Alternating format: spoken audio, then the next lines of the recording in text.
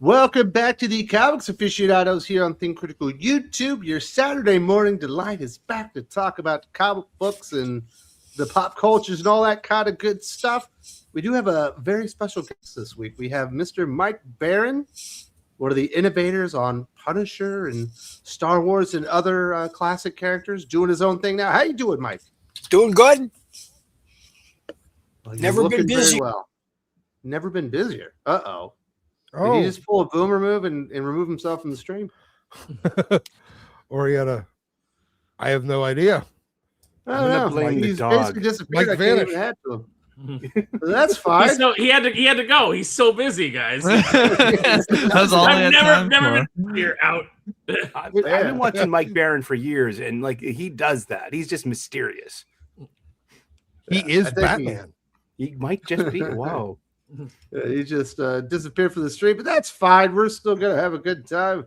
And it looks like Mike might be back. Did you have a guys. moment, sir? Sorry, guys. I'm technically challenged. I knew it. A true Very, very nice. So you've got what, Bronze Star 2 right now on Kickstarter? What's going on with that, dude? Well, I always wanted to work with Pat Broderick, and but he was tied up with serial books until about 4 years ago, and then he was free. And he said, "Mike, let's do it." I said, "Pat, what do you want to draw?" He says, "I want to draw a supernatural Western." And so Bronze Star was born. Bronze Star, we sold out.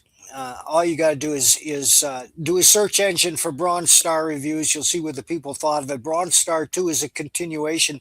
It's called Bronze Star because the sheriff of tiny Cobb's Gap at the foot of the Canadian Rockies can't touch silver. And you know why he can't touch silver. But the protagonist is Harley Brogdon. He was a Confederate veteran and also a member of Quantrill's Raiders, until they staged their infamous Kansas attack, at which time he fled, wanted nothing to do with them. He worked his way north. In a poker game, he shot a young punk who accused him of shooting. The punk drew first, and when it was over, they said, "Listen, you better get on your horse and hightail it, because this kid's father is a very powerful landowner, and he's going to come after you." And he did. He created a posse, and they started chasing Harley through Wyoming and Montana, and finally he ends up in this tiny town in Alberta. There was a silver mine there for about 6 months until they found out that everybody went in the mine died. So when Harley gets to town, they say, "Well, this is the ass end of nowhere." And everybody asks him, "What are you running from?" Because nobody goes to Cobb's Gap unless they're running from something. And that's how the story begins. The sheriff is a noble man, despite being a werewolf. And he gave his life for the town at the end of the first graphic novel, and Harley becomes sheriff. The new one deals with another supernatural legend of the Pacific Northwest, the Wendigo. It's probably the most accurate depiction of the Wendigo ever presented in comics, and it's brilliant. This is the greatest work of Pat Broderick's career. If an artist, a 22-year-old artist, went into Marvel or DC and put one of Pat's pages on the table, the editor would look up and say, "What do you want to draw?"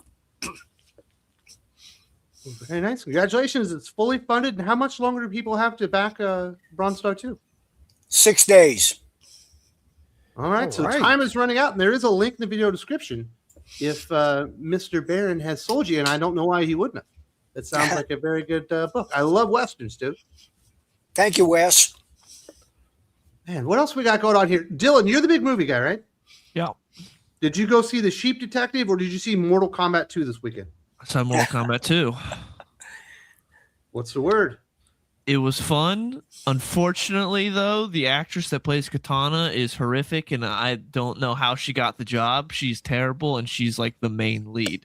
She's kind of co-leads with Johnny Cage, but she's like more of the main lead. I still enjoyed it, and overall it's good because it's kind of like a fun sort of 90s like schlock action movie, but she can't act, especially because everyone else besides her and one other girl, everyone else does a great job at their role. Everyone else is so good, but Katana stands out so much because she's the lead and she's terrible. Her actress is really bad, like really, really bad. But everyone Carl else is great. Urban's awesome though, right? Yeah, Carl Urban's great. I heard Sonya was really bad. Like I saw posts where people are saying like it's been 5 years since the last Mortal Kombat, and this actress did not bother to improve her craft at all. Like did not take any classes, did not, I thought she was fine. She's not like a standout or anything, but she was fine. Like her acting wasn't like Katana where it stands out with every line delivery how bad it is. Katana and Jade were the ones that like, but fortunately Jade isn't in it a whole bunch, but Katana is in it a lot, and like she has a lot of key lines. It's like, oh my goodness, she can't act. Are you recommending the film though? Yeah, it's fun. It's still good. Just don't expect. I heard there's an actual tournament this time. Yes, Ooh. an actual tournament happens this time, and it's pretty cool. Shang Tsung isn't in it, is he? No, I don't think so. No. Good, because that guy was awful in the first film. That's like to go from Kerry Takawa in the '90s version to the charisma vacuum in the Warner Brothers one. I couldn't take it. Yeah. And Well, so Sully, Yes. No, go ahead. No, go I'm ahead. Dave. sorry, Sully. You have a choice between Mortal Kombat 2, Yes.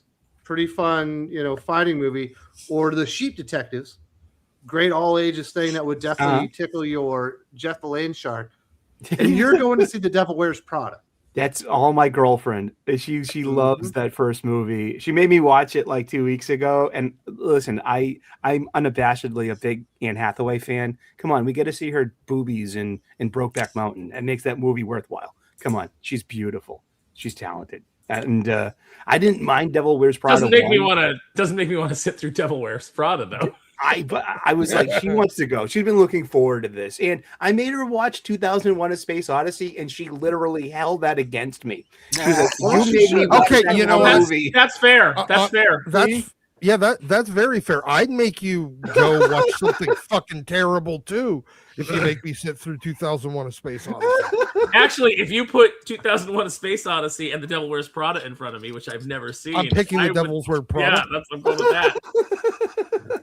But yeah, I mean, it's like she wants to see it, and I'm all about making her happy, and vice versa. So yeah, how am I supposed to like her to watch my movies if I don't watch her movies? Plus, a couple of months ago, I totally missed a bullet. She wanted to bring me to see Twilight, and because Twilight had that re-release in the movie theaters, and so I agreed to go yeah. And then it was like, oh, something came up, and I was like, oh, thank God. But You can just say no, right? But you're noticing this, right, Dylan? Yes. Just 3-4 months ago, Sully, why is there so much powerful women in my comic books? There's too much of the matriarchy. And now it's like, oh, I don't mind going to see The Devil Wears Prada too. What about What all do that you stuff know? about Sully always making those videos about how to be a better single and all this other stuff? You don't need a woman. Now it's just like, well, that one guy that was following Sully for all that. Now he's just like, he's like, when they're pulling down the poster of Mr. Incredible, like, this guy's not who I thought he was. Yeah, exactly. Yeah, people Just really miss the completely incel whipped shit. now. It's What sad to happened to see. incel cast? I got laid. Yeah. You can fix Is that whip too. the right word? I think it might be. Whipped. Whip it good. Dun, dun, dun, dun, dun. W's in the Yeah, chat if- if you think that Sully is whipped. I'll put a W there. Here you go. Boom. Good for you, Sully. Enjoy The Devil Wears Prada 2 instead of Mortal Kombat. I'll have a full report next week. Indeed. I'll tell you, I'll break it down. I'll beat cheat this. I'll describe all 3 acts, the rising tension. That's in like Devil Wears Prada 1 was just like that. It was like, this is a simple movie. This movie is better than most Marvel stories are. You know what I mean? Like, it was cohesive. You had a hero. It's not a high bar. I know, It especially the last 6 years. Plus, it's got Emily Blunt in it too. She's so hot. I love Emily Blunt. Yeah, come on, man. Did you see The English? No, I didn't.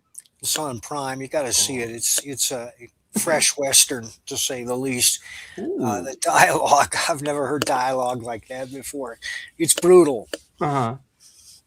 Have you ever seen the bit where John Krasinski is talking about going through customs and the guy finding out he's married to Emily Blunt, and the guy's like, "You're married to Emily Blunt, you."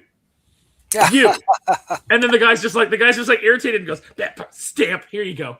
It's like it's pissed off. We can't all be married to Emily Blunt. No, Krasinski put on a lot of weight. He was like in that He's Jack 13 Ryan. hours or whatever. Dude, he is Jack good. Ryan. Yeah. Yeah. And he was our choice for Mr. Fantastic. He was a great Reed Richards in that dumb movie. He was there for 5 minutes. He's exactly what we wanted. And then look what we got. Wes rooting for Pedro Pascal. I think the world turned upside down. No. That's a good point, Sully. That is a good point. He was just trying to pass the buck. Sully So is Sparrow, king. you saw the Sheep movie, Yeah, I saw the Sheep Detectives last night. and you're Fan- encouraging people to see the Sheep Detective over Mortal Kombat. I'm saying if you have any ambivalence about Mortal Kombat whatsoever, go see the Sheep Detectives. It is it's a perfect film. It's fantastic. It's got a great story. It's got surprising depth. It's got surprising emotion. It's got actual heroic masculinity. And on top of that, no message whatsoever. There's no moment in the movie where they're reminding you of something. It's just a straightforward family film that anybody can enjoy. Maybe don't take your really little kids because there is a couple of dark, scary moments. But yeah, just absolutely fantastic. Are you telling me at the end that the Sheep Detective realizes there's a box and his partner's like, no, don't look in the box, and it's the Sheep Detective's wife's head? It's Gwyneth Paltrow's head, so it's a happy ending. Is this the Cheap Detective or the Sheep Detective? The Sheep Detective. It's the Sheep Detectives. It's quite good. I saw it, like one person online told me that a critic described it as Babe meets the Glass Onion, and Is I'm like, this no, a Peter Ryan Falk Johnson. Ryan Johnson cannot write a mystery as good as the one that's in the Sheep Detectives. He's just not capable of it. Is this the one from like 1978? I don't know about that. It's based on a book called Three Bags Full, but it's really good. And it's Lord and Miller, the executive producers, so they are just They're on just fire. swinging for the fences, man. Yeah, they're on a hot streak. He got fired from Solo. Oh, oops. Solo lost money. And Raylos are weird. So Sheep Detective, you say it's better than Project Hail Mary? I think it's my favorite movie so far this year. It's a movie that's like, man, I wish I could write something like this. I wish that I had it in me to. Who are to write these Sheep something Detectives? All right, Sully, do you think you can talk the girl out of Devil Wears Prada and maybe into the Sheep Detective? Maybe it won't be so bad. We already got the tickets in our seat assignments, so we're locked into Devil Wears Prada 2 today. But there's always hope for next week. Are you going to hit Panera Bread before you get there? No, that's too many carbs for me. Just like, do they have a roll up? For the record, roll up. I still want to create a spin-off store called Pantera Bread, and it's just playing death metal the entire way through, and I can't figure out exactly what the menu would be, though. I know Rob Van Dam would be your spokesman. My sandwich maker was grumpy. No, he was effing hostile. Yes. We're not allowed to talk about sandwiches today. Apparently, there was a lot of fallout about that last week. Oh, gosh. Jeez. We won't get too deep into that. Grilled cheese. So, I just said it. there was a Ben 10 book that came out this week, Dylan. You grew up on Ben 10, your favorite cartoon, I think, growing up, correct? I liked it a lot. Yeah, I love the original Ben 10. What are your thoughts? What's the feelings about the book? Well, the initial problems I had from the previews were in the book, which is the art is terrible, which it's at Dynamite, so that's what you'd expect. Man, some of those, that designed for Heat Blast. I never would have guessed that's Heat Blast. Forearms looks odd. This and also the storytelling of it, I didn't really care for the changes. Obviously, it's a different universe because it's a comic universe, so it's like a whole different thing. But I thought overall it wasn't very good. I wasn't a big fan. I didn't like the way that Grandpa looked in the book. Grandpa, Ben, Gwen, they all looked odd. Nothing looked kind of like Gabe Hernandez. Like ball bags? Yes. There's a couple of panels where he's not fat enough. Gwen has like Sinestro forehead. Yes. It's ridiculous. Yeah, she had some 8 head. Yeah, the art is really, really it's poor, really bad. But it's Dynamite, so I mean, what do you expect? They're not going to hire somebody who's, really, really good. Although I did see something coming up that I was like, oh man, they hired a real artist. Because a Ben Couldn't they 10 have book just- could be huge. They could have Yeah. got the backup artist for Saturday Morning Adventures, which is all cartoony. You know what I I don't know mean? why they went with this artist. Yeah. Because they got them cheap. That's why. Wicked cheap. There you go. I was a little bit taken aback, Dylan. I was like, because I'm having to watch Ben 10 basically every day now, and I have for like 2 months. My kids won't stop watching it. You're not going to recommend this to your kids to read? You're not going to hand them No. a copy? No, and now I have to plan a Ben 10 birthday for 2 of my kids next month. Ooh. And I'm just imagining out- David. Go ahead. Sorry. turns out finding an Omnitrix toy almost Uh-huh. completely impossible. They don't make them anymore. Oh, I have one in the other room. Yeah. But if you want to get like the good one, like from the original series on eBay, it's like Okay. $500 in package. Serious? Oh, Yes. mine's not in packaging, but Yeah. Mint condition. If it's not in package, it's probably $50-$60. Well, that's not bad yeah. for a vintage toy like that. And by the way, that is For a considered used vintage toy? now. And it freaking Vintage. it lights up, it makes a noise, it pops out and everything. It's pretty It- cool. It's vintage. What did it retail It's for? that fucking old. Probably $20. We're that old. Yeah, probably $20. So now here it is. It's years It's later. used. They're It out should of be production. 10. No, that's not the way it works. Because who knows how used it is? It might have been taken out and just put on a shelf with the rest of the Yeah. Ben 10 collection. I was able to get some, but they don't make noises. But there's a disc that you turn and you can project an alien onto the wall. So that's the best I could do.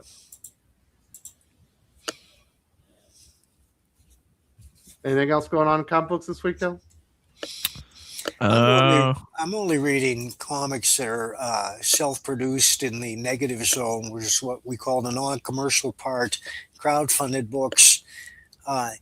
And there are a couple remarkable books there. One is actually a regular book. You can get it at Barnes & Noble. I think it's Garth Ennis, Partisan, with art by Steve Epting. It's a story of a young mother who's caught up in the Second World War as the Nazis advance on Stalingrad. It's grim, Jim. It's oversized. The art is very impressive. There's not a wasted word or a panel in it. It grabs you by the throat. Ennis, he only seems to take his work seriously when he's writing about World War II. But those stories are superb. I recommend it. Another book that I read was Big Man Comics Empyrean, which is a science fiction novel with a core of faith and meaning, which is rare to find. And it's not stupidly written; it's intelligently written, and the art is magnificent. Those are 2 books I read recently that impressed me. Speaking of Steve Epting, he just got a new book announced with Rick Remender, Hammer Fist. So I'm excited Yes. for that. I was also very, very excited for that one. It's going to be pretty darn cool. Yeah. Dude, this is what I wanted to talk to you about, Dylan. So my 4-year-old, his favorite alien in Ben 10 is Wrath. Wrath. If you're Wrath. unfamiliar with the character, he basically looks like Tony the Tiger, but more aggressive. But he's got this claw on both hands that goes out right in the middle. So my kid keeps saying he's Wrath, but he's flipping everybody to double birds. Trying to pretend like he's got this claw.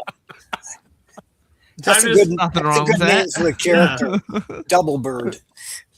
time to show him some Stone Cold Steve Austin and just get the whole, he can carry that Give on him a the road. beer. Well, that also works for Wrath because whenever he turns into Wrath, he just starts cutting wrestling promos before he beats people up. It's actually a pretty funny version of the character. You might think my favorite one. Took me a second because that was Wrath's from like one of the later shows. I was like, Yeah. Oh, so that's Wrath. not the original? no, that's not original. Well, he likes that one a lot. And he every time he turns into Wrath, he cuts a promo on whatever's in his way. If it's a waterfall, he talks crap on the waterfall. If it's another alien, he talks crap on it before he beats it up. And my little kid, my son just loves it. He loves flipping everybody off, talking about how he's Wrath. When that Wrath toy came out for the first time, it was super hot.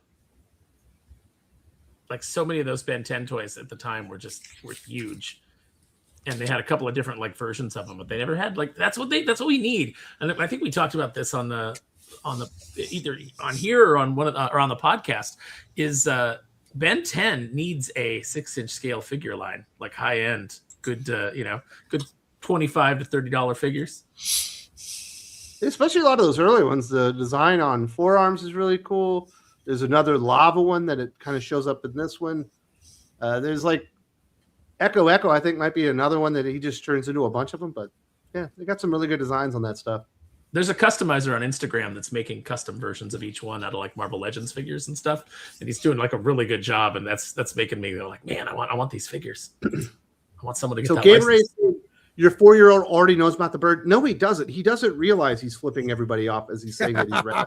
He thinks that he's got the claws like the character, but really he's flipping everybody off. Wrath has one big like black claw that comes out of his fist, like Wolverine. It's like the Max. Yeah, like the Max. That's probably the best visual for those who don't know. Yeah, so he doesn't know that he's doing it, but he's definitely doing it. So I'm trying to delicately work my way through that. Exactly. That's what he's doing. Like, I'm Wrath. You're like, you can't just be doing that to strangers, buddy. You're gonna upset somebody. But it is cute when your 4-year-old starts flipping people off on accident. Yeah. It's a good moment to be a dad. It's also a good moment to point out that we are also sponsored by a new comic book coming up in June that our good friend Aaron has a bit to do with. Let's check out this trailer.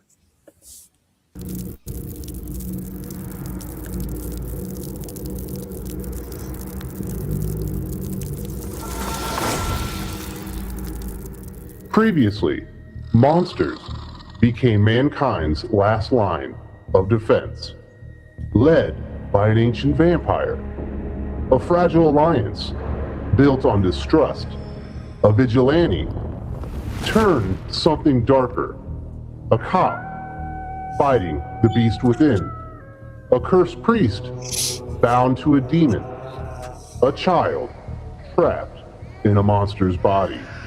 But now, something ancient has surfaced. The Tome of Leviathan, a book of apocalyptic power that no human can understand. Except one, Dr. Herbert West. Cold, methodical, obsessed with conquering death. First, he brought the dead back. Then, he learned to control them. Now, with the Tome, he won't just raise the dead, he'll command them. Dinosaurs, corpses, monsters, everything that's ever died will fight for him. And if that wasn't enough, something inside the team is breaking. If they fail, the world won't survive.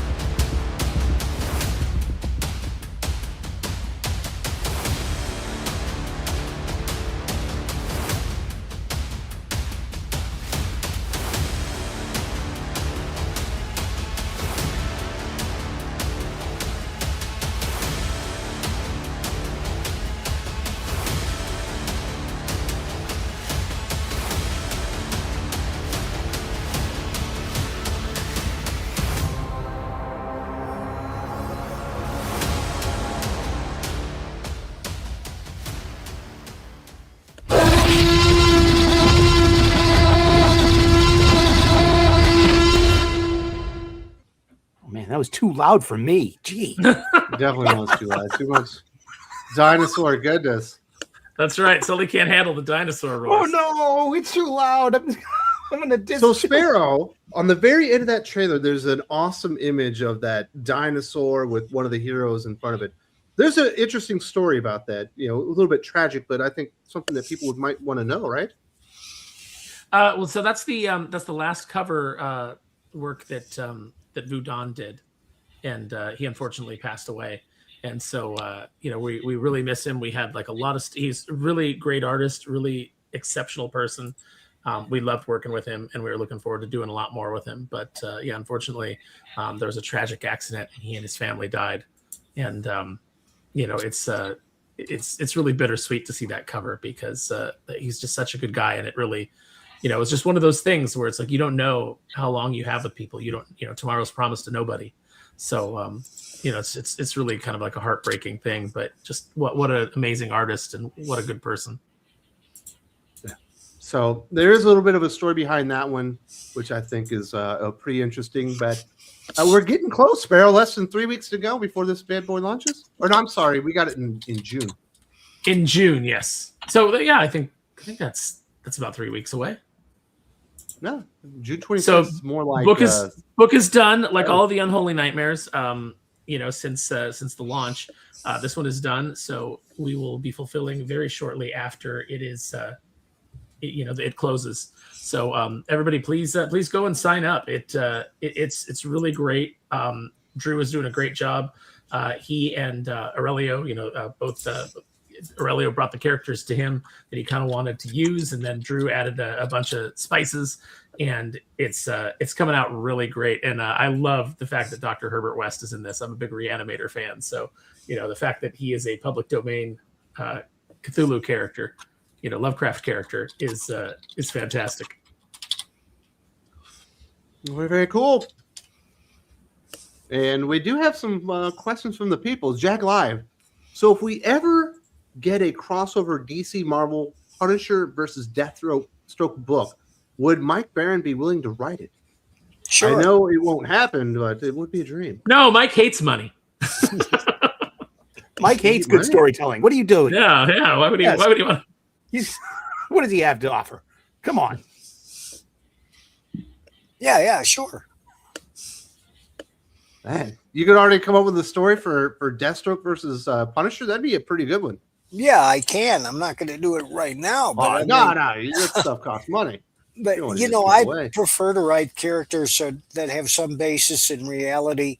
When I did The Punisher, I approached it as a straight crime story. For the first 3 years, there was no science fiction, Punisher as a barbarian, dinosaurs, or anything like that. He did interact with Doctor Doom and the Kingpin and other classic Marvel villains, but those guys were kind of based in reality too. But Deathstroke would be quite the foe for him, because Deathstroke's basically like an evil super soldier where he's been enhanced and he can use like 100% of his mind. In fact, at one time, he would just beat the holy piss out of Batman quite easily. Whoa. Black Canary can. Come on. You know she can beat Well, him. In a Black boxing Canary can match. beat up everybody. All right. Everyone. She's the bestest ever. What do you think, Dylan? Is Deathstroke versus Punisher the ideal Marvel DC crossover for Deathstroke, one of your favorite characters? It'd be fun. I don't know if that's the ideal one. I'd have to think about it, but that would definitely be fun. Be interesting to see them two interact. Would Cap versus Deathstroke be a better way to go, since they're both enhanced? I mean, you got two super soldiers there, so that part would be interesting, especially because things went more ideal for Cap, to where the circumstances for Deathstroke's him become a super soldier were very messed up. So that'd be an interesting dichotomy. And then Jaglog says, they did my boy Luke hang dirty again. I don't know how they did Luke hang dirty. He was the golden boy in the movie, essentially. Like, the entire time, they're like, he's our best champ. And he beat the tar out of pretty much everyone. But he didn't beat Shao Kahn, did he? No. Yeah, gotta give that to the girl who can act. He kicked Joe Lewis's ass. You know who can act? Well, without getting too much into spoilers, like, he fights Shao Kahn earlier on in the movie when he's like has immortal and no one can kill him, and he's like beating the tar out of him like the whole time, but he can't kill him because it's at a point where they haven't destroyed the MacGuffin to where they can kill him. But he's like destroyed all his Horcruxes. Yeah, but he's handling him like he is like beating him up. So I wouldn't say they did Luke hang dirty. You know who's a good actor? Just call a Horcrux a Horcrux? He also has probably my favorite. He has the best fatality in the movie. Like when he takes out a guy, it's pretty cool. But Liu Kang's always had the worst fatality in the games, just like the bicycle kicks. That's not his fatality. The dragon turns into the dragon. He turns into the dragon. That's after Mortal Kombat 1, and number 1, it's the bicycle kicks, right? No, the bicycle kick is a basic move. Oh, But he didn't turn into a dragon. When they're on the edge, ready, finish him. Wes hits him with the bicycle kicks. Like, what a lame finisher. I'm telling you. Then a Scorpion, he throws a jab. He's like, this finisher sucks. This fatality's terrible. Was that Wes never learned the fatalities. He just hit one button. No. Been going his whole life doing the wrong. What I don't like is everybody does that same uppercut fatality. Why is everyone crouch and hit the knees for the fatality? That sucks. Was that back a quarter sweep up and C? I had to take a Genesis. I forget. No, it was the cartwheel kick, fire kick. I told you. It was just you said bicycle kick. That's a totally different thing. Whatever. It was just a dumb kick. You had freaking Kano ripping hearts out. You had Scorpion eating things. Sub-Zero would break him into 100 pieces, and Liu Kang just like kicks him. Like, what is this crap? He's a good guy. You know. Nah, he didn't have no fatality. Now he summons Liu two Kang dragons was the one that rip you apart. Oh. Well, yes, there was a point where he started turning into a dragon, and then he would eat you. But that's when they started acting like the MK2. fatalities and all the extra stuff. Yeah. Did he do the fucking fire kick? Is that what killed him, Dylan? No, fire kick. What is the fire He kick? just had a stupid kick. No, and like the exploding Prinny said, he had the cartwheel and uppercut was his fatality. That's what he did. Thank you. Not fire kick or bicycle kick. Well, who ripped Bicycle off your kick head? was one of his moves, but it was just a kick. Who ripped off your head? Yeah, and, it like, was. pulled your spinal Wasn't that the cord? one? Wasn't that the one where he just like went through the air and just kept tapping you with his toes? Right. Yeah. It was a dumb move. Yeah, Liu Kang was supposed to be like the hero of that game, but he had the worst moveset. Nobody ever played with him. No, they did play with him Except for quite Sparrow. a bit. The two characters. Sparrow. He likes lame characters. The two characters that were the lowest on the original lowest played on the original MK cabinet Sonya were Blade. Sonya Blade and Kano, and that's why they weren't in. No, MK2, Kano was the except best. that He guy. ripped Kano hearts is out. so They're good in the the peg new movie. walkers. Kano has all the best lines in the new movie. He's great. He had all the best lines in the first movie. He had Yeah, all the that best. continues this one. He also had all the best lines in that fucking the YouTube series, the Mortal Kombat Legacy. Was he in that or different? Different Kano, but yeah. Yeah, it was, and he had the laser eye vision thing. As soon as they made him Australian in that first MK movie, and then they canonized that in the games, Kano became super cool. The West Kano was Whoopsie great. is what someone just said in chat. What? I guess that's when you give someone a 5-knuckle shuffle or something. The West. Westality. That Liu Includes a Kang happy had a ending. stupid fatality. It was a kick, and that's what it was. No, Yeah, it maybe wasn't a was kick. It was a It series was a kick of with the butterfly uppercut. kicks. Yeah, he does Yeah, it. Yeah. He'd wail on you with some butterfly kicks, and then he would uppercut you off the screen, and then you'd fall back down, and the basically be pit. a sack of sucked. blood. Obviously, in Ripping comparison, hearts it's not the coolest fatality. But Thank also, you were completely wrong on what the fatality was. I think that's what everyone's hung I up was on. playing that when I was like 15 years old. I'm almost 50. It's It's been a not while. tearing. It's not. I still remember it like it was yesterday. It's still not. It's not tearing a heart out, and it's not ripping a head off and showing it to you. But it fits his. Oh yeah, character. the Sub-Zero. He rips in the like spine was. Sonya blows Maybe you a that's kiss, and then you just like burn up. That's the dumbest Yeah, fatality. nobody cares about Sonya Blade. I don't know why she's even in the movies. She sucked. No, Sonya's cool, just not. She wasn't very playable in the first game. The guy that gets introduced as her partner, Jax, was a way cooler character. He had robot arms. You just rip your arms off and stuff. Right? Yeah, Jax is cool. Jax is cool. I mean, man. he didn't have the metal arms right away, but No, I'm never gonna live. The 5-knuckle shuffle thing. It sounds You're like never living it down. Was talking about this John Cena wrestling move, not the perversions that you guys. yeah. But he said, did you give him some 5-knuckle shuffles? And we were like, what? Degenerates. The guy got out of line. You got. Is that your go-to? Is that your go-to, Wes, when you're in danger? You just start giving out Yeah. 5-knuckle shuffles? The guy was out of line. You had to put him in line. You put him in line, all right. Oh my goodness. The web slinger. It's almost What's like a train. What character would you like to see the absolute version of in the absolute universe? Like absolute Booster Gold, anyone? We've kind of already gotten that one, right, Dylan? Because he had all that Omega power in him when he was being held, right? Well, he got taken over by Darkseid, but yeah, we saw him in the absolute universe. We got tortured for a long time by the Dark Legion, and then he became Darkseid's vessel. That's kind of absolute Booster Gold, isn't it? I get, not really. Like absolute ambush bug, and I mean that. I would like to see some, like, since I would like to see some fun. I loved ambush bug. That was a You're about to see absolute fun. Condiment King in Batman. Condiment King. Really? Wow. Yeah, what does he use? Like, garlic aioli and spicy relish instead? He's got siracha. Fancy Yeah, stuff. sriracha ketchup. mayo. Yes. It's the ultimate version. Ooh, he's spicy. It stings. It stings. It would stick. I don't know what ultimate or absolute character. Aquaman's Absolute kind of like the Firestorm. one that's left Firestorm. from the. That'd be Justice League. cool. I'd like to see I a want an Red ultimate- Tornado. I want an absolute Legion. It all depends on the writing. Well, yeah, but I could envision. But I also thought that Jeremy Adams' Aquaman was absolute Aquaman, but that obviously didn't end up being the case. Mhm. Man. Do you want an absolute Jonah Hex? I mean, well, we're getting actual Jonah Hex back. Just I'm waiting for that. I always take more Jonah Hex. I just don't know what they do with an absolute Jonah Hex. I don't know. Jimmy Palmiotti writing it? I hope, but I don't think so. I don't. They haven't announced a creative team for the new Jonah Hex book.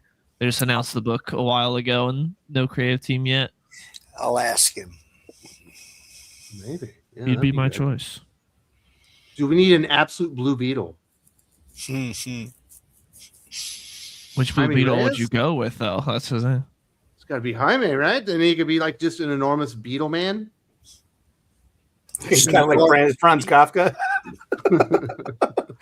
Give it a Dennis Camp. It's metamorphosis by Franz Kafka, but using Jaime Reyes as the Blue Beetle, and he's a giant dung beetle. I can see it now. Wow. Ballsack says we don't have KGBs. That is correct, but there was a file that said the KGB's project where there is an absolute KGB's, but we just haven't seen him yet. But they've mentioned him in the books. And Jag Live says, so why is DC promoting the new Barbara Gordon series so much? The premise seems like a miniseries. Also, you guys are wrong about Dick and Babs, #1 over Corey. DC's promoting a book? I haven't seen anything. Well, that Because means you you're have not to read the reading comic DC to book. see it. Yeah. Yeah, it's in the back of every comic. Except for the Batman book where Barbara gets arrested, and then it's the Dream Girls Pride special. It was weird. No, I think it had both. I believe it had both in the back Okay. of Batman. Yeah, because I remember correctly, it had both. But Yeah, I it's got think both. You get the Batgirl and you get the Pride. You get both. I think the reason they're doing it is because Batman, Poison Ivy, and then whatever's going on in there is going to be this upcoming Batman event where they have to take the city of Gotham back from Vandal Savage. Oh, the so people it's that another took the war city. for City Gotham. of Savage? A Yes. Gotham war too? Yes. Yeah, you'll never believe it. Wait, Gotham's been taken over by the bad guys. Oh wow! Again? Never. What do you mean Oh. again? That never happens. Never been Never. done before. It's all new. Oh, all better. Barbara level. Gordon should not be with Dick Grayson. She should be with Jason Todd, and Dick Grayson should be She with... shouldn't be with Jason Todd. Do not agree with that part, but Corey and Dick are better than Barbara and Dick. I much prefer Nightwing and Starfire together. Babs and Jason can share their trauma together, dude. No, we don't need that. We don't need those two together. All right, Sparrow, who are you? Are you team Babs or Corey for Dick Grayson? Oh, I'm Babs. Yeah, Oh. I thought that there was an issue where she, I can't remember who wrote it, but it was when she was Oracle, and she was feeling like, she was feeling down. She felt like she couldn't pursue a relationship.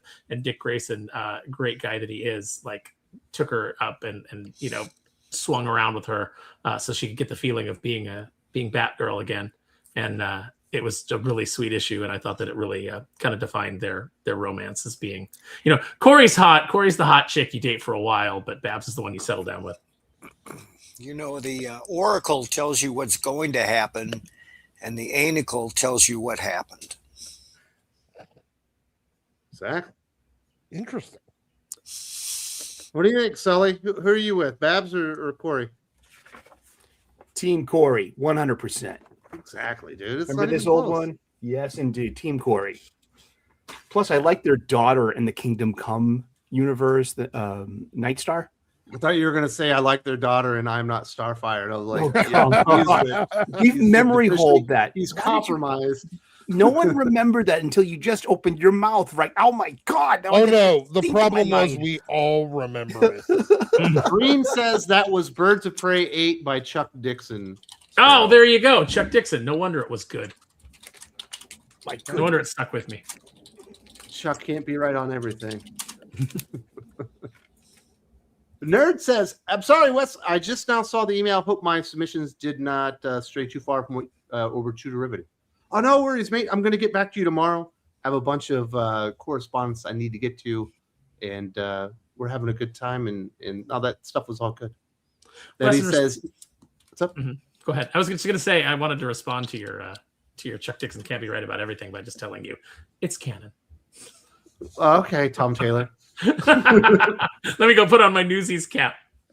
The nerd says, not to bring things down, Aaron said tomorrow's promised to no one, and just then I've been informed I'm 4 minutes away from being an active shooter at SYU. Oh, shit. Stay safe, man. Oh. Absolutely. Bunker down, lock the doors, and we'll be praying for you, man. Hopefully everything's all right. And everybody else at SYU. Absolutely sucks. Man. Wait, is that going on like right now? I'm assuming it's going on the last 4 minutes. 10 minutes ago. Yeah. Damn. Yeah, definitely pray for everybody there that things turned up well. Hopefully it's bad information or maybe not quite exactly what they're saying. HH, the family over at Sigma Comics, my favorite people. Great to see my mentor. We were in El Paso and headed to Phoenix. Had to Kickstarter and back Bronze Star 2 and Calico Unwanted Men. Absolutely. Yeah. If you guys don't know what Calico is, he's Punisher for animals. He's an animal rights avenger. The books are grim, Jim, but they're fascinating. I'm You right. got to see some of them now. HH in El Paso? HH is Harold German is his name. He's a good friend of mine. Lives in the Bronx. Or no, excuse me, Brooklyn. And we usually sit together at conventions when we're both there. And we will be together at Phoenix. Very nice. Is great. Good dude. I got to see him when we were obviously in Dallas and had a good time. So definitely go to Kickstarter, back Bronze Star 2, back Calico Unwanted Men, and then sign up for the Unholy Nightmare 3 newsletter. That way you can be informed of everything going on with that project as well. And congratulations to HH and all the success, dude. You definitely earned it. So I guess we will get to the big topic of the day. Marvel, about 2 years ago, promised that they were going to hold the line at $3.99, that was going to be the bulk price point for their line of comic books. There would be a few books that were $4.99, but not very many. And 2 years later, there's only one book being promoted in July with a $3.99 price point. Everything is $4.99 and above. And the $5 standard comic within Marvel is here. What do you think, Aaron? Yep. Are we starting to creep a little too far out of the realm of impulse buy with this number? Well, when Marvel and DC tell you that they're going to hold the line at a cheap price point, it's like when a politician tells you that a tax is just for a certain, it's just a billionaire tax. It's not going to affect you. Trust me, there's something in there that's going to affect you. It's a lie. It's, they have to.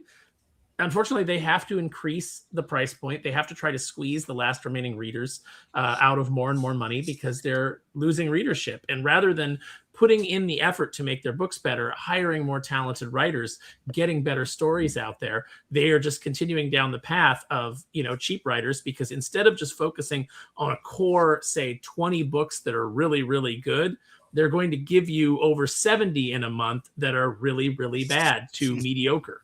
So this is unfortunately where it is. And if you're going to keep paying this price, at some point, everybody asks themselves, is this worth it anymore? And you'll make more money on each issue, but will that be worth the amount of readers that you lose that fall away from a lot of titles because they're just not going to keep paying that price? What do you think, Dylan? Are you still willing to give as many books a chance at $4.99, or are you out? Definitely not, especially at Marvel. And I think it definitely scares a lot of people out, because I think a lot of people are already not too keen on the floppy format right now. And then with how much you have to pay for it, like, you get one chapter of a story, you get like 24 pages for $5, and you have to wait another month. You're going to create, either people that do want to read are either going to pirate or trade wait now. Like, this is not a good way to go about it, especially when you're the one that isn't making good comics right now. Like, everyone knows, like, even you see it everywhere. Diehard Marvel fans are talking about how much better DC is right now. Marvel does not have it like that to be upping it to $4.99. That's crazy. $5 does not seem unreasonable to me. On the other hand, both you guys are correct that they're putting out inferior product. A story, if a story doesn't take itself seriously, why should the reader? They have to get serious about these characters. And that means they have to hire writers who understand the medium. And I'm not sure that the writers they use understand the medium. You can tell any kind of story you want in graphic format, but you have to understand the medium and use it correctly. And that includes how many words per page, when do you open it up, when do you slip it down, taking characterization seriously, making your characters stand out. And this is something that has to be emphasized. When characters talk, they have to sound like real people. Unfortunately, a lot of comics now do sound like real people, Mike, but it's all the NPCs on Twitter. Like, many characters now are just spitting out the same Twitter screeds that you see from the writers. I know. They're using that's not serious. I mean, sure, those people are real that say those things, but they don't understand the medium. The number one rule is to entertain. Number one, entertain. And then you can tell any kind of story you like. But if you're not entertaining, you can't just deliver a lecture and expect people to like it. Right. See, I'm going to have to disagree with Mike a little bit on this. I think $4.99 is too high. It's not that $5 is too much or anything. It's that $5 is too much for people that don't read comics to try comics. So you've created a situation. Yes, I mean, look, for us that have been reading comics for 5, 10, 30, 50 years, yeah, it's fine. It's $5. It's whatever. We're all adults with, like, actual incomes. But for your teenagers, your early 20s, even for kids, $5, yeah, it's too much to try the thing that you don't even know if you like the medium. But we always buy a book on the basis of the art, right? We've all opened up a book, and this hadn't happened in a long time, but you open up the book and you say, holy shit, this art is terrific. I'm going to buy it. Right. And then you go home and you're usually disappointed because the writing is seldom up to the art. That's no longer the case because the art has deteriorated. Yeah. Right. I agree with that. But I'm looking at it as, look, we've already established kind of this shrinking market, and the only reverse course out of that is because there is the law of inevitability that's coming. Excuse me, and that is single copies of books literally sold for tens of thousands of dollars to one guy that just it becomes a vanity industry. It's already close. It's approaching that now. But that's the inevitable end result of the vicious cycle that the comics industry is in, which is smaller readership begets higher prices, begets smaller readership, begets higher prices, over and over and over. Eventually you hit an unsustainability point. And we've been rapidly approaching that, and the acceleration, they've kind of staved it off with a lot of the gimmicky things, but all it is just trying to draw more but at the end of the day, all of these initiatives, be it price raises, variant covers, incentives, gimmickry, everything is about extracting more dollars from a shrinking audience. Yeah. And the only way that you can reverse that course is by growing the audience. And growing the audience necessitates having a price point in which people that don't read comics are willing to try comics. I think $5 is too high for that. I agree. I go every Wednesday. I spend my money, and I also see something that gave me complete perspective on the new release shelf. It's the dollar bins.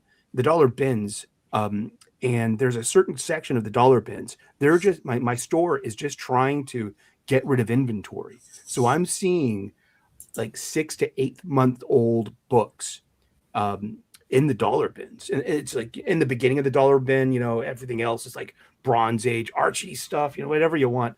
But there's a huge stack of current books. Even like I was noticing a bunch of Action Comics with cardstock variant covers. And it shows you like the ridiculousness of like the variant chase too. It's like, look, it's already in my store's dollar bin because they just want to move inventory. They just want to make $1 off of this unmovable merchandise that was clogging their shelves. And it's like, that's the future of the floppy. And unfortunately, and I'm the biggest fan of it too. Like one thing I love to do is I love to look at the CPI inflation calculator. It's from the U.S. Department of Labor Statistics. So like when I started this thing back in the day, Marvel Comics in 1981 went up from 50 cents to 60 cents, and they stayed there for basically most of the 80s until they went up to 75. But in 1981, a 60-cent comic book today would cost you $2.28. And this was printed on newsprint, and it had advertisements. It had like lots of video game advertisements, lots of junk food, all down the line.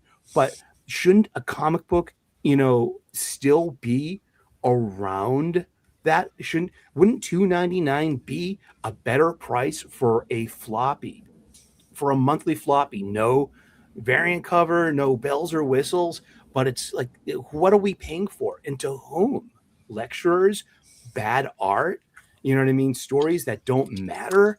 I mean, all of this stuff is adding up, no pun. It really is. And for me personally, the guy who goes every Wednesday, I'm down to one Marvel comic book on my pull list, and it's Philip Kennedy Johnson's Hulk. Everything else can go.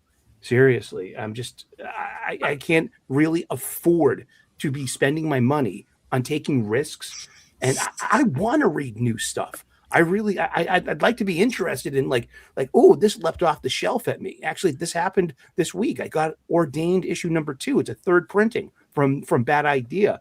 And because I took a chance on the fourth printing reprint, a couple of weeks ago of issue 1. And I was like, oh, wow, this is what I've been looking for. New stories with better art, and it just, but is it going to be, it's not worth it for a Marvel book. I mean, Sorcerer Supreme, you're giving me Steve Orlando again, that's not going to be worth $5 a month.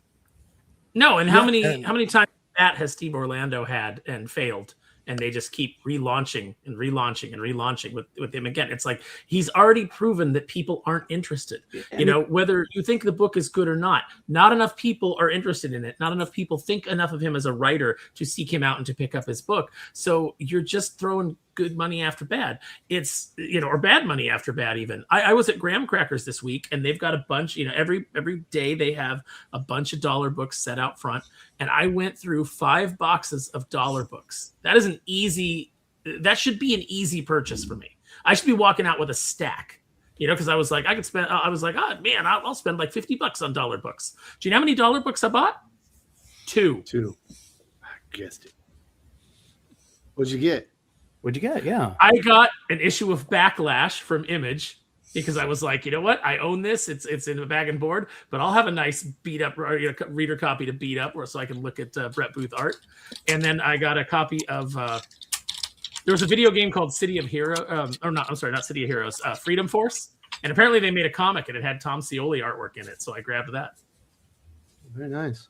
But most of those boxes were stuff from the last 5 years that I was like, I have no interest in this. And Doc, one other thing people have to remember is the way that Marvel produced books. You don't get a story in a $5 comic book. No, you get a chapter in that story. Chapter. If you're lucky, it's a 4-issue story, and it costs you $20 for that one story. But if you're unlucky, and maybe you're reading Al Ewing's Venom book, it might be a 20-issue story. Yeah, I mean, how long did Al Ewing's Venom go and only tell one fucking story? That's what I'm saying. And most of it was filler. For $5, you don't even get a beginning, middle, and end with a definitive conclusion or anything resolved by the end of the book. And I think that's another thing that you have to take into consideration when that's just too much. Sully before talked about the consumer price index. $229 right now. That would be, eminently reasonable. That's definitely within the impulse buy territory. If you compare that even to a book from the 1920s, or the early 30s, that was 10 cents, you'd be at $1.93. You're still right. It's aligned to the inflation until a certain point. Yeah, those were 60 pages, Doc. I mean, those were 60 pages. Yeah. Those monsters, those Golden Age books, those were 60 pages for a dime. Then they went up to 12 cents. You know what I mean? Yeah. By the 1950s, but they held at a dime for like 2 decades. Yeah. So if you compare it, the comic industry kind of stayed about the same price with inflation adjustment for a very, very long time, and then after some of the we had the 90s collapse, we had the kind of the 20 teens collapse, where and you've seen these collapses happen, and every single time it results in they have to adjust their new normal. And you're now seeing, back in the day, it was 25-cent price increases. Then it went up to 50-cent price increases. Then now it's dollar minimum jumps every time it jumps. Yeah, and like it has to do something that's never discussed, and it's the real reason that book sales and comic sales are down is we have a generation of young people who do not read, period. They don't read books, they don't read comics. They grew up on the internet playing video games. The only books, the only comics they buy are those based on their video games. They also read a lot of manga, but I agree. That's true. So I also blame Dylan and his generation for ruining. Yeah, I blame Dylan for a lot of things, to be honest. But the thing is, you're also losing the lifelong readers. It's not that we're dying; we're giving up. Because yes, you. No. Heidi McDonald says we're all dead, Doc. Oh, we're all dead. I'm dead. This is the fucking. She's older than all of us, but we're dead. I know. I'm pretty sure. I'm so old. I saw Hendrix. Oh, you're not old, Mike. You're classic. Thank you. Guys, you're right. I have to bow out now. I want to thank you for having me, guys. Wes, thank you for having me. I will return when you least expect it. It's always fun to hang out with you. Brother. Definitely be on the lookout for Bronze Star 2 on Kickstarter. Thank you. Go check it out. Go find it. The link will be in the description. Indeed. Great art. Great paper art. It's amazing. I love Pat's art. I do too. I mean, it reminds me like I haven't backed 1 or 2 yet. I can get on that because it's like that's the good thing about backing these projects because it's like, oh wow, issue 2 is already out. I forgot to get 1. Oh, I did. Well, let me you can fix that. Just click the link and go buy it. And I really feel like a patron of the arts. I'm a blue collar dude, and I can literally contribute to art being produced. That's really fun, and it's satisfying too. In this thing of ours, and that's also worth the price point too because it's self-publishing, and we're helping an independent artist create art, and we're part of that process. So yeah. Definitely feels different when totally you're trying to support an enormous media empire like Disney, where they keep price gouging you. And back in the day, Doc, basically the comic book would be sitting there at the checkout aisle in competition with, baseball cards, soda pop, and candy bars. Well, candy bars aren't $5; they're still $2.50. No. Now they've gone up. Yeah, and soda's up to $2.80. You know. And a lot of that is sin taxes that have been implemented at a lot of places, like in different states. But so candy and soda they've gotten their inflation has been partially due to sin taxes and gluttony taxes that states have introduced over the years, and they're still able to be cheaper by 30, 40, 50%. Well, they're still on that impulse purchase aisle. That's what you still see when you're checking out. And comics aren't there because they just can't abandon. They became too expensive.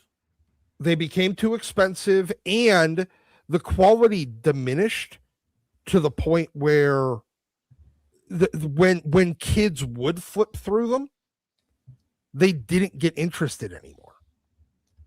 And now that's something that we rarely discuss is the fact that as much as we love that like early 2000s kind of maturation of the comic industry in superhero books and everything like that, with doing things like Civil War and the Ultimates and the Wildstorm stuff and Vertigo and even whenever you've tried to bring that kind of maturity. And I don't mean maturity in like, TNA or language, but, mature, much more serious themes brought into your comics. It kind of, and the realistic art that became all the rage where, people were concerned about anatomy looking correct instead of looking fucking cool, and you ended up with kids going, well, I mean, it's not bad, but I'm not really that interested. They stopped. You stopped having a product that enticed children. And honestly, even the digital coloring that makes everything. Oh yeah, we've got 50,000 different shades of color in this comic now. It looks like fucking mud to children. It looks like mud to me. Then again, I'm kind of a child.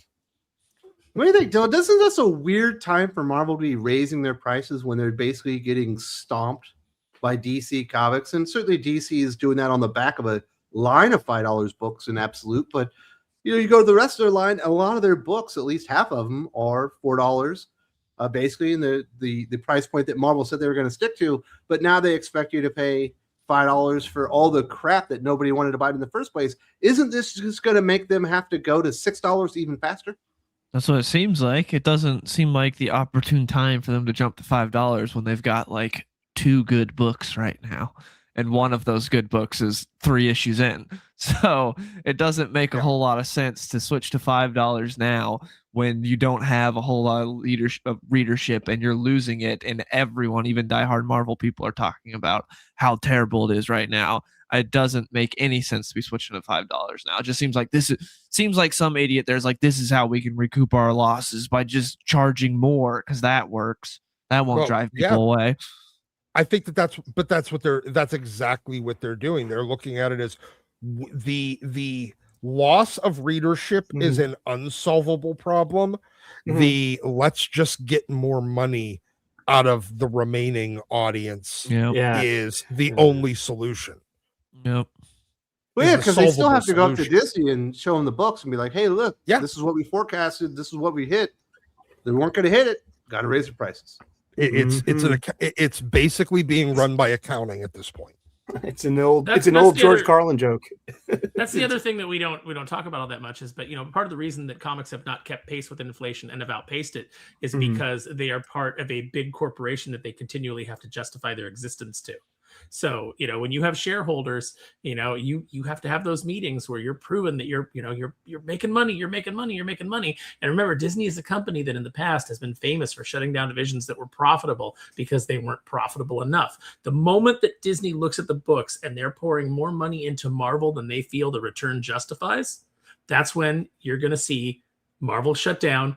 There'll be some brand managers that are in Burbank, with Disney Publishing, and then the books will be farmed out to somebody else. They will be licensed out the way that Disney Comics are. I know that there's idiot YouTubers that think that they know something that are like, you guys have been saying this for 10 years. Yes, Disney moves slowly, but it always moves in the same direction. Yeah, they've been creeping over to it for 10 years. Yeah, look, the best predictor of future results is past performance. And we've watched exactly what Disney has done, what Marvel's done, what the comic industry has done, what their accounting, what their sales department has done. Every single thing they've been doing is fucking predictable. New gimmick, raise prices, cut talent, more events. And it doesn't matter what they tell us at a retailer meeting in 2024. And this is corporate. Look, I'm going to tell you this right now, as somebody that is in the corporate world. The corporate culture is any promise that is made has an expiration date of the next breath. Unless it's put into a contract, that promise has all of the expiration of, okay, and next sentence. Is there something parallel we can compare this price point to? I'm thinking about Pokemon cards. Your actual, those are the best is baseball cards. Really? Okay. We also had a very kid-friendly hobby. Very, very, very easy to get to. It was basically cheap. And then everybody started buying up all the companies, including Marvel. It skyrocketed the price. They priced out basically normal people. And now baseball collecting is just like this weird hobby just for rich dudes. I was looking at like the price of the Pokemon cards. They're about $450 to $499. So I'm thinking, is that is that a fair comparison? Like a parallel? Well, to a degree, yes, except for it still has a very, very large active user base. It's a more interactive. I just went baseball cards because they've been around longer than comic books. Yeah. They basically were in the same spaces, but did the same exact thing to themselves. And Pokemon cards have maintained and in fact, actually, they've had a renaissance in popularity in the past few years. Now, so part much of that so has to do with the speculator market. Yeah, so much so that a bunch of fat losers who can't work a real job, push kids out of the way and get into fistfights over them at Costco. Yeah, exactly. But so no, I'd say Pokemon cards have a much more involved and active user base, because even though you have all the terrible speculator bullshit and the as Aaron said, the fat losers that need another job that punch kids to get cards off the shelf at Costco. That can't be real, right? Is that a video or something I missed? Oh, no, somebody really do that to a kid? Yeah, that's Yeah, I've seen them punch women, pushing them out of the way and stuff, and yeah. But grab stuff out of the kids' hands, it happens all the time. I was at so a couple of weeks ago there's I'll put it this way. Pittsburgh is a very, very active comic city. As in, we have probably more shops per capita than most cities in the country, if not the world. And we have one kind of semi-quarterly convention that is, but it's mostly the fudge lady and a guy selling his The old lightsabers.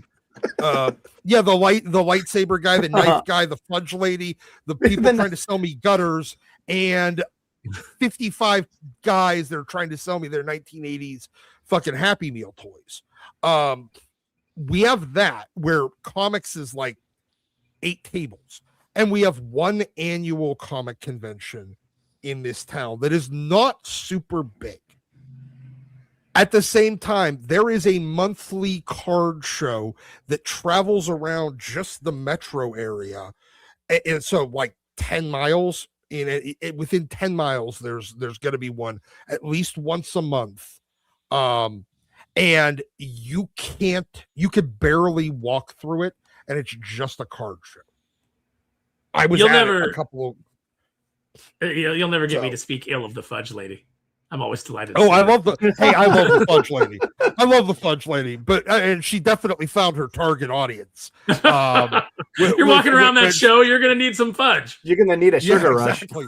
But so what I mean is, like, cards in general have a more active user base, and whereas comics it's kind of a dead hobby right now. There's not a lot of activity. There's not a lot of. There's all this claims that we've got new fans. I coming in. know. Yeah. They're invisible. Look, I keep hearing this from all these shops. Well, they're not active. They might come in, buy a comic. I don't know, but they have not involved themselves in it as even a hobbyist at this point. They are just even if there are new people coming in to read these absolute comics, which very much might be. They're the equivalent of the kid that picks up one book off a spinner and never finds a comic shop back in the 90s. Well, let's hear for the peoples. We got some good questions here. Kalichioki, about to hop on Absolute Batman, and I want to give Absolute Catwoman a chance, but I see Chi Grayson writing. What's her track record like? Nose ring equals red flag for me. Ooh, nose So I ring will theory is undefeated. Say that Absolute Batman, I think you're going to have a good time. You'll Mhm. enjoy that book. I'm also pretty hesitant about Absolute Catwoman. They put Scott Snyder as a co-writer, but obviously Che Grayson's going to be writing. He's probably just going to give some ideas or some overview to it. She's done TED Talks, like a TED Talk, like this is the comic book hero we need. It appears just from the research that I've done, because I don't think I've ever read a book with her writing it, that she's probably kind of more of an activist than a writer. But Yeah, I just Is this? Yeah, I just Googled. There is a 0% chance I would buy Yeah, a book by yeah, her. looking at her previous comics, there's not a whole lot. yeah. But yeah. Paid speaker to go out there and stuff like that. Maybe this is the one that ends up being good. But I would be apprehensive because you just I thought that they just race and gender swapped Devin Grayson. no. Jesus. All new, all different Devin Grayson. It's all new, all different Devin Grayson, but this time named after a commie. Yeah. But I think she may have like done some short films or something like that. But Mhm. I don't know. Well, it feels like I don't know why Scott's doing that. He's doing something. But we'll see how that one. I don't particularly like the design of Catwoman anyway. The big fishbowl head to me, Dylan, is just kind of stupid. But Yeah. that's just me. Dragoda loves fish heads, the fishbowl heads. That's his favorite thing. He did it with Black Mask, and he loves those fish bowls. There are some when- fishbowl heads in East of West, the Jonathan Hickman series with Nick Dragoda. That you mentioned it. When you That's think what he of, likes. when you think of cats, the first thing that you think of is a big fishbowl head. Yeah. Yeah. Yeah, the design's okay. Exactly. It's not great. It's not terrible. It's just whatever. But the writer on this new one, doesn't get me excited. And her appearances in Absolute Batman have just been meh. I really like Absolute Batman, but when she shows up, it's just like I don't really care about her at all. Look, He I'm does just like going to say step out a this. little bit. I'm only going to say this once. There's only room for one fishbowl head in comics, superhero comics, and it's fucking Mysterio. Stereo, you got it, baby. But I mean, The like, Kai Jeremiah, should Marvel and DC try selling their books cheaper when you buy them digitally? $4.99 for a physical issue, $2.99 for the same issue on Comixology. Definitely be cheaper digitally. 100% should be. Yeah. I do agree that it should be cheaper digitally. You may actually cultivate a new generation of readers. So but here's the thing: at the end of the day, I still don't think digital is the future, and the primary reason is because literally we install software to not get impulse buy exposure on the internet.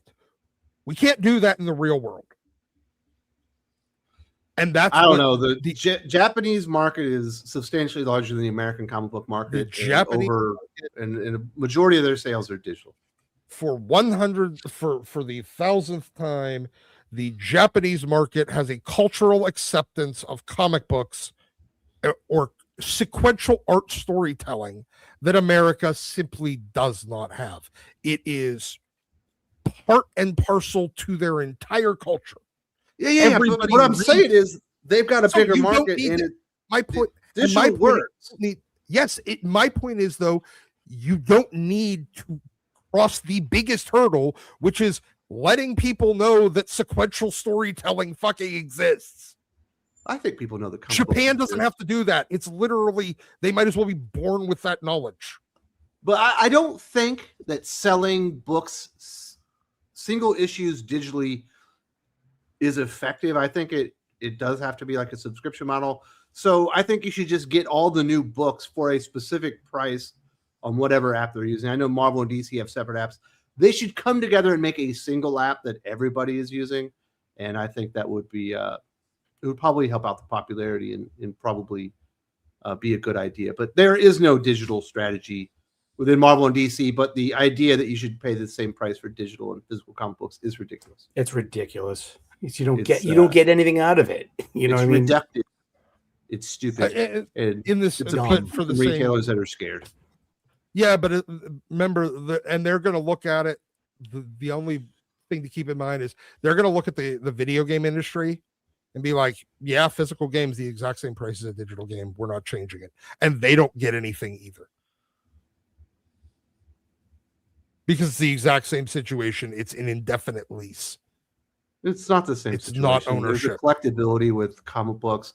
Also, you still get access to the game mechanics that you need to play the game when you're doing it, digitally and whatever. It's different, in my opinion.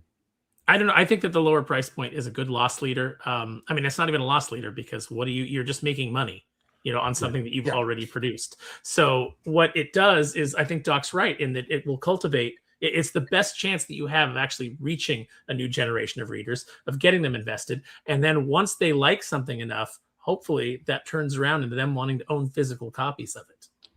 There's this whole thing going on right now. I'm going to do a video about it this week, but you might have seen it, Dylan, to where there's this big hullabaloo about whether or not DC should be printing their Absolute Universe comic books in compact comic format now, or should they wait years like they're doing with the classic stuff? And there are a bunch of retailers like, no, you can't put it out on compact comic because then nobody will pay for the more expensive version and we'll make less margin on the compact comic. So we need to do that, without thinking that there are so many more readers that only read that form factor. And once they discover that, they might come into your comic book shop and start buying the single issues as they're waiting for the next compact comic book to come Don't out. get caught up in the variant cover schemes with all you. I'm sorry, I didn't mean to jump on your. That's how you. That's how you get new whales, man. That's how you get new collectors. Yeah, that's stupid to wait. You need to do it right now while it's still hot, and then instead of waiting to potentially when the absolute universe dies, potentially, you need to do it now. Just put it out when the trades come out. You just do it that way, and you'll 100%. get some people hooked. You'll get people that want to read it when it comes out, and they'll pick up the single issues. Seems they're gonna get through very volume 1 and simple. like, holy crap, this is good, and then they're gonna find out that there's more story that they can have access to right now. All they have to do is go down to that comic book shop. Yep. And they might even become like a lot of us where it's like, I don't really even care for the compact format anymore. I like the bigger stuff. I think it looks better. And they might even become more of a snob. Like that also has the potential. Yes. Like on that note. Well, on that note, I mean, this week, Absolute Batman, Absolute Wonder Woman, Absolute Superman, their volumes 1 of their trade paperback had a hardcover re-release with Jim Lee covers.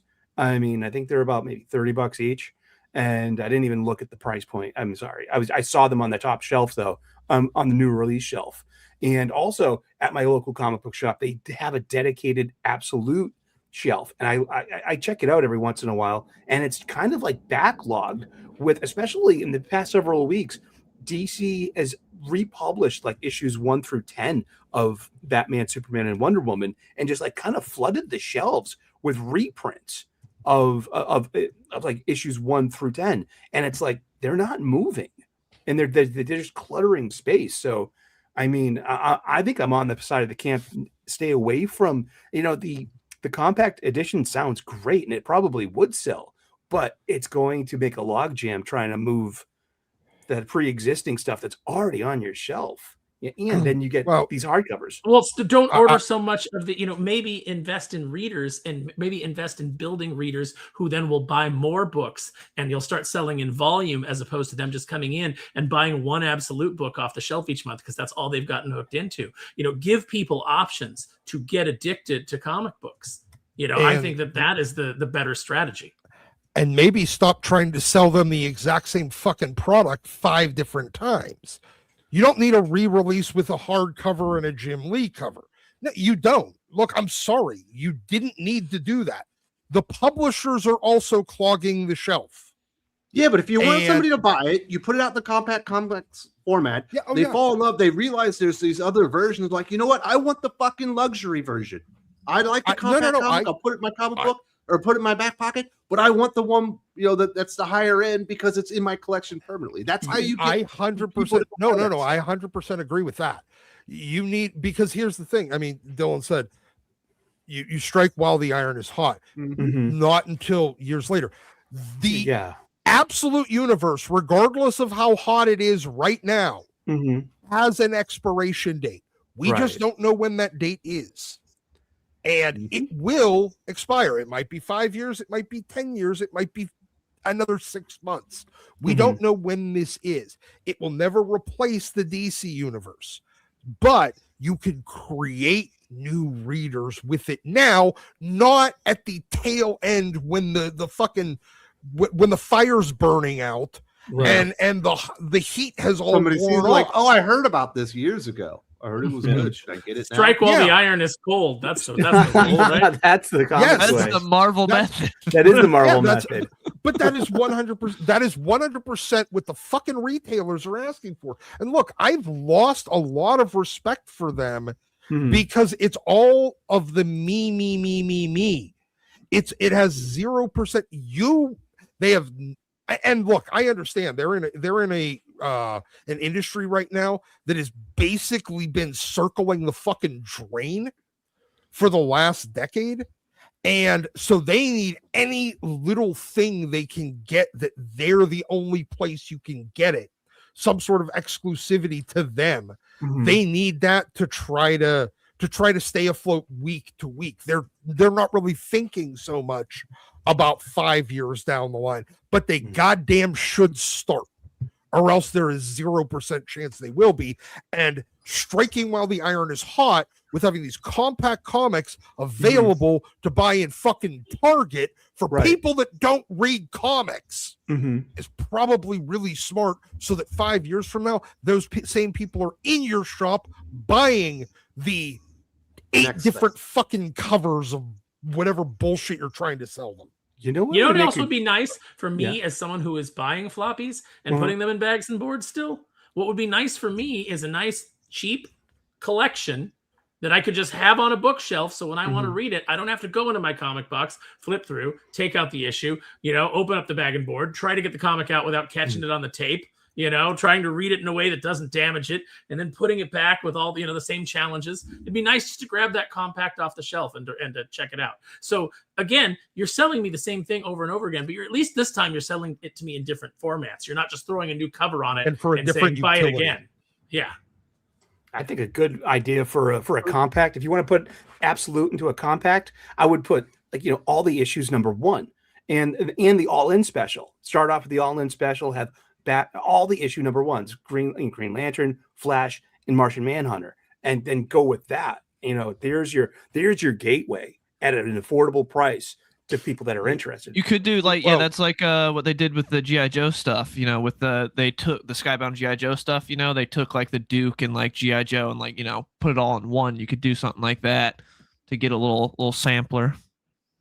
And I mean, it kind of goes back to the Americans don't buy anthologies, which is kind of what that would be. It's not really, because it's a bunch of individual books, but it's essentially anthology treatment.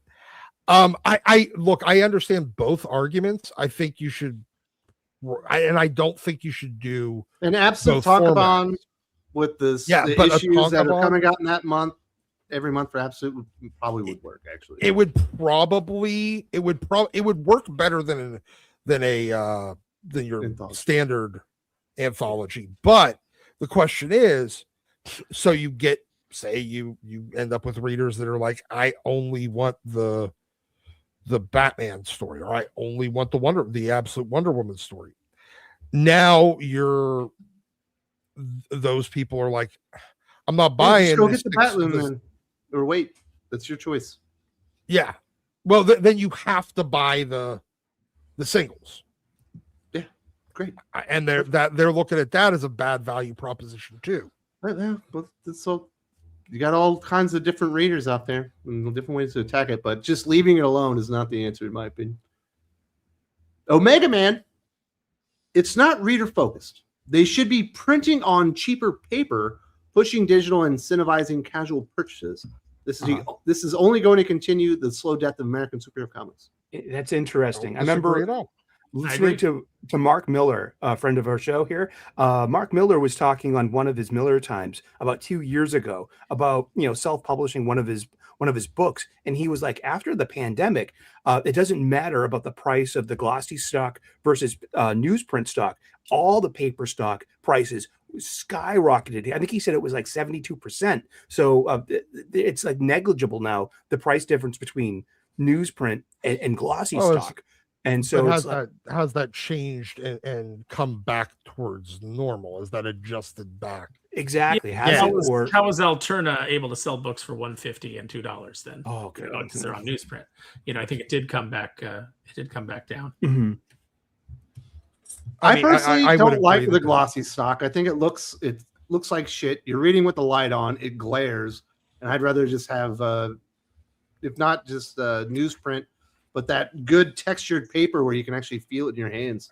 Yeah, this third printing of Ordained #2 I got this week by Bad Idea. I'm in love with their pulpier newsprint style of paper stock here. It's got a wonderful feel to it, and it just holds the colors so much better than the glossy stock. I'm totally in love with this as a publication, just because, oh, look at this. This is great, and I just love the way it feels on my fingers. I mean, I think this is the way, but just comics are a tactile experience.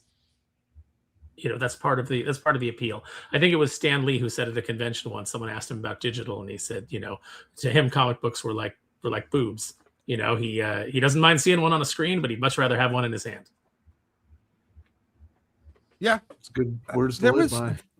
There was an era in like the very late 90s where they had a paper stock that, in my opinion, is still one of it's like the perfect paper stock. It was thicker and a little bit more sturdy with a little bit more glossy, and it actually held color saturation better. than the newsprint, but it wasn't the super glossy stock that they use today, because that becomes almost unreadable, especially with how much we've switched over to LED lighting in America. It becomes it just reflects way too much. It's way too shiny and makes the reading experience fucking terrible. And that's the one that I wish they'd go back to. Yeah.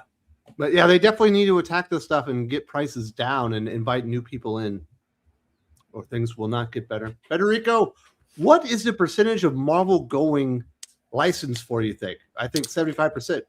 Mark Miller or Robert Kirkman Studios could do it. Even Ghost Machine. What do you think? IDW tried that a couple of years ago. And well, that was a didn't work. test case. I've got, obviously I know people in Disney publishing, and that was a test case. Okay. But it was, unfortunately, the test case failed because they tried to do it with the characters that Marvel was pushing at the time, your Captain Marvels and things like that nobody was interested in. And it was happening right around the time that IDW was starting to collapse. So it was really bad timing. But that was a trial balloon to see if that could work. And they'll circle around to it again. I'm not sure about Marvel, but I have talked to some people that were like in a group that were submitting maybe numbers for DC when it looked like DC wasn't doing very well and they were in a state of flux, and the number was so astronomically enormous that it wasn't feasible money for anybody to do it. Yes. Mm-hmm. I'm gonna tell you right now, anybody that does it, enjoy your one or 2 years and then realize that you just wasted 1 or 2 years, because at the end of the day you're going to end up making zero money. You'll probably not lose money, but you won't make any money. All you did was essentially work for free at the end of the contract, because Marvel will take so much of they will want so much money up front, take so much of your royalties, you will have no profit. The Disney deals are ridiculous right now. The Disney licensing deals to get any kind of Disney license is ridiculously high.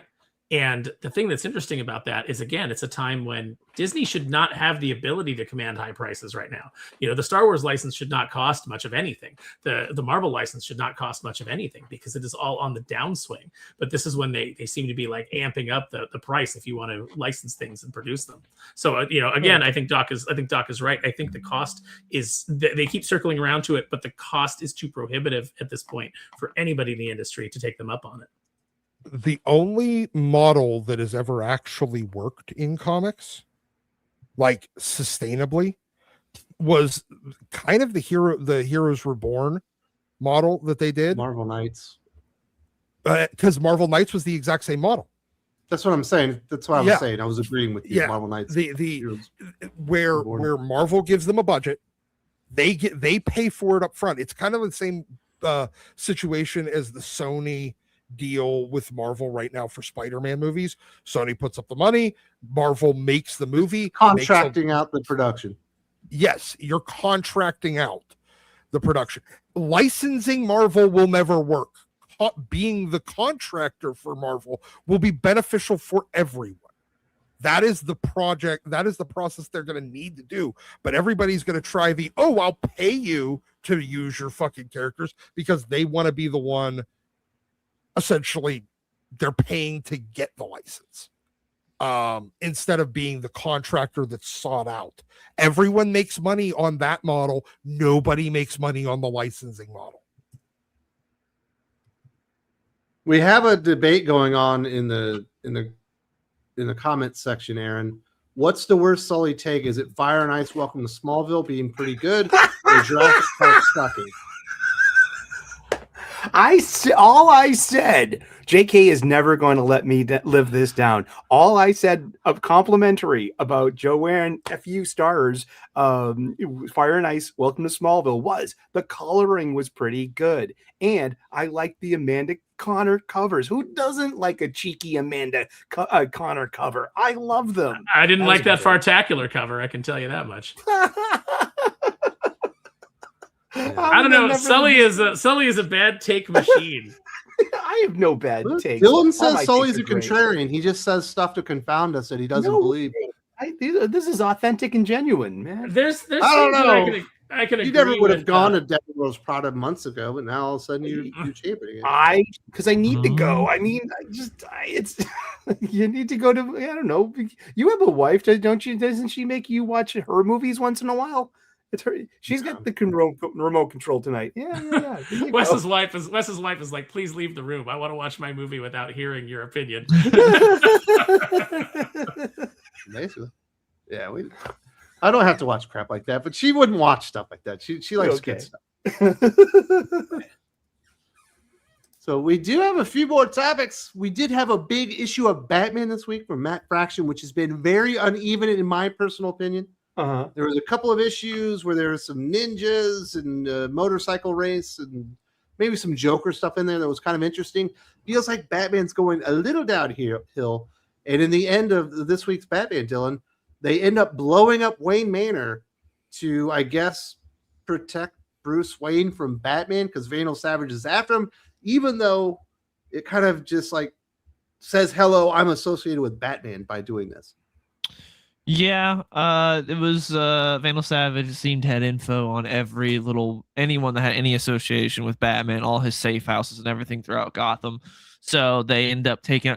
Also, so to recap this for anyone that didn't read it, so they're like Vandal Savage, he's the commissioner of the GCPD right now. Poison Ivy's the mayor, but he got carte blanche from Poison Ivy to do whatever he wants with the city. So he has info on where all the safe houses and everything is. So Batman gives every member of the Bat family a mission to go and like get all our tech out of here and move it to this place. And if you can't, then just burn the safe house.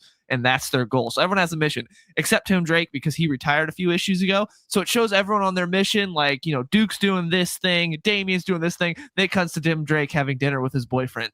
And then it goes back to the Bat family and they're all doing their cool stuff. It's like, it's really a sad time for Tim Drake fans. But then in the end, they end up blowing up Wayne Manor. And I don't think it's that big of a deal because it's comics and it's just a building. So you can easily just be like, 2 issues later, we rebuilt Wayne Manor. It's back. I don't think blowing up Wayne Manor in a comic book is that big of a deal. No, but it kind of feels like a big deal because that's like his parents' home. And even if you rebuild it, it's not the same. Like it's a big deal in that kind of sense. But, you know, again, it could just be like, nope, it was all an illusion. We had Dr. Fate, you know, Batman contacted Dr. Fate. He had a plan for this to make it look like we blew up the manor, but it's still all there. Dylan, I have a question. So it's like at the end of the Zdarsky run, Vandal Savage owned Wayne Manor. Is that still his property currently?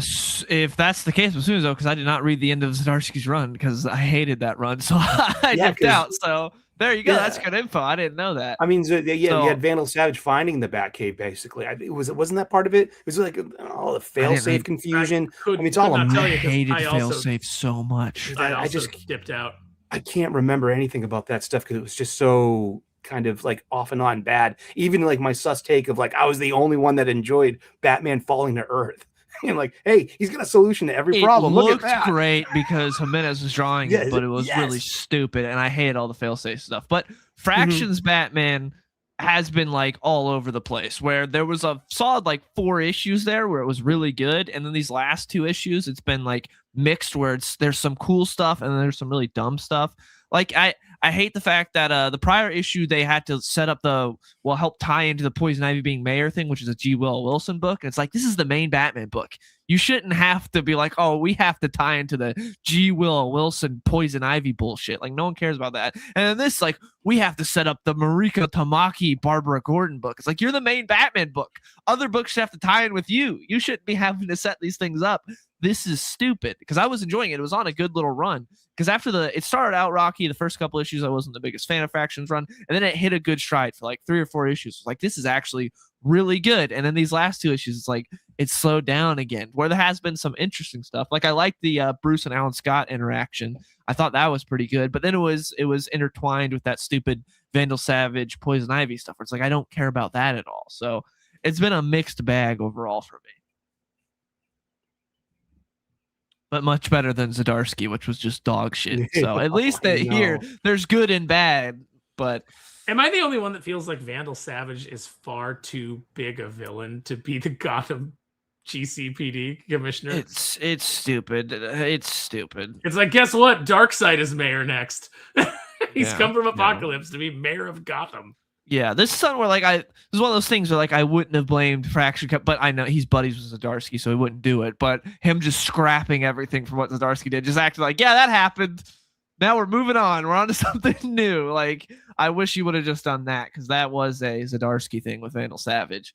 So I wish you would have just been like, yeah, that's cool. That happened. That's great. Love my boy. Now we're moving on to something different. We're past that. Yep, all done with that. Yeah. It's On to a new run. Oh God, Batman's in such a bad place right now. You could even be like, hey, that Vandal Savage was commissioner during Hush 2. Read Hush 2 to find out. Throw that to Jeff Loeb, make him have Yeah. to deal with it. Yeah. But my run, it's something different. We're past that. So is Pennyworth Manor still going on too? Is that like where they live, or are they going back to the penthouse? The You remember brownstone. the I think brownstone? it's brownstone. But Mm. they just burned down Wayne Manor and Chip Zdarsky's run, didn't they? Right. That's what They I was rebuilt Pennyworth Manor or something. Hey, I don't know. The Kevin, Pennyworth stuff was the most off-putting. Dylan, did you notice that part? The Alfred part, what do you mean? Yeah, the Alfred part where he tells him, "I'm glad you're dead." Yeah, but I just saw that as like banter. Also, it's with his mind. So I just saw that as like banter, like talking to your boy, like, fuck you, I'm glad you're dead. Because he's telling him something he doesn't want to hear. I didn't see that as like genuine, like he's glad Alfred's dead. I This is a saw weird it thing as to like say. banter. Caffeinated Wolf I didn't mind that. reminds me of something. It's been a few issues since the villain has taken over Gotham. But we need to Yeah. get back to that plot pretty soon, right? Who is it this time? Who will take over Gotham next? Well, every Yeah, writer since Snyder has done this. Tom Got it. King did it. Mhm. James Tynion did it. Yeah. Chip Zdarsky's done it, and now Matt Fraction's already doing it. Mhm. I got it. City of Kites. Kite Man. Oh, you know what? I'm in. Yeah, that's a Gotham Tom City. King book. City of Phosphorus. Dr. Phosphorus has taken over the city. Ooh. While you were gone, I was recapping everyone on how we get to see all the Bat family doing their cool little missions, and then Tim Uh-huh. Drake having dinner with his boyfriend. What'd you think Oh, of that that's part, so Wes? weird. What'd you think It's of just like- that? like- Sure, glad we're Aw. having Netflix and chill tonight. Like, what?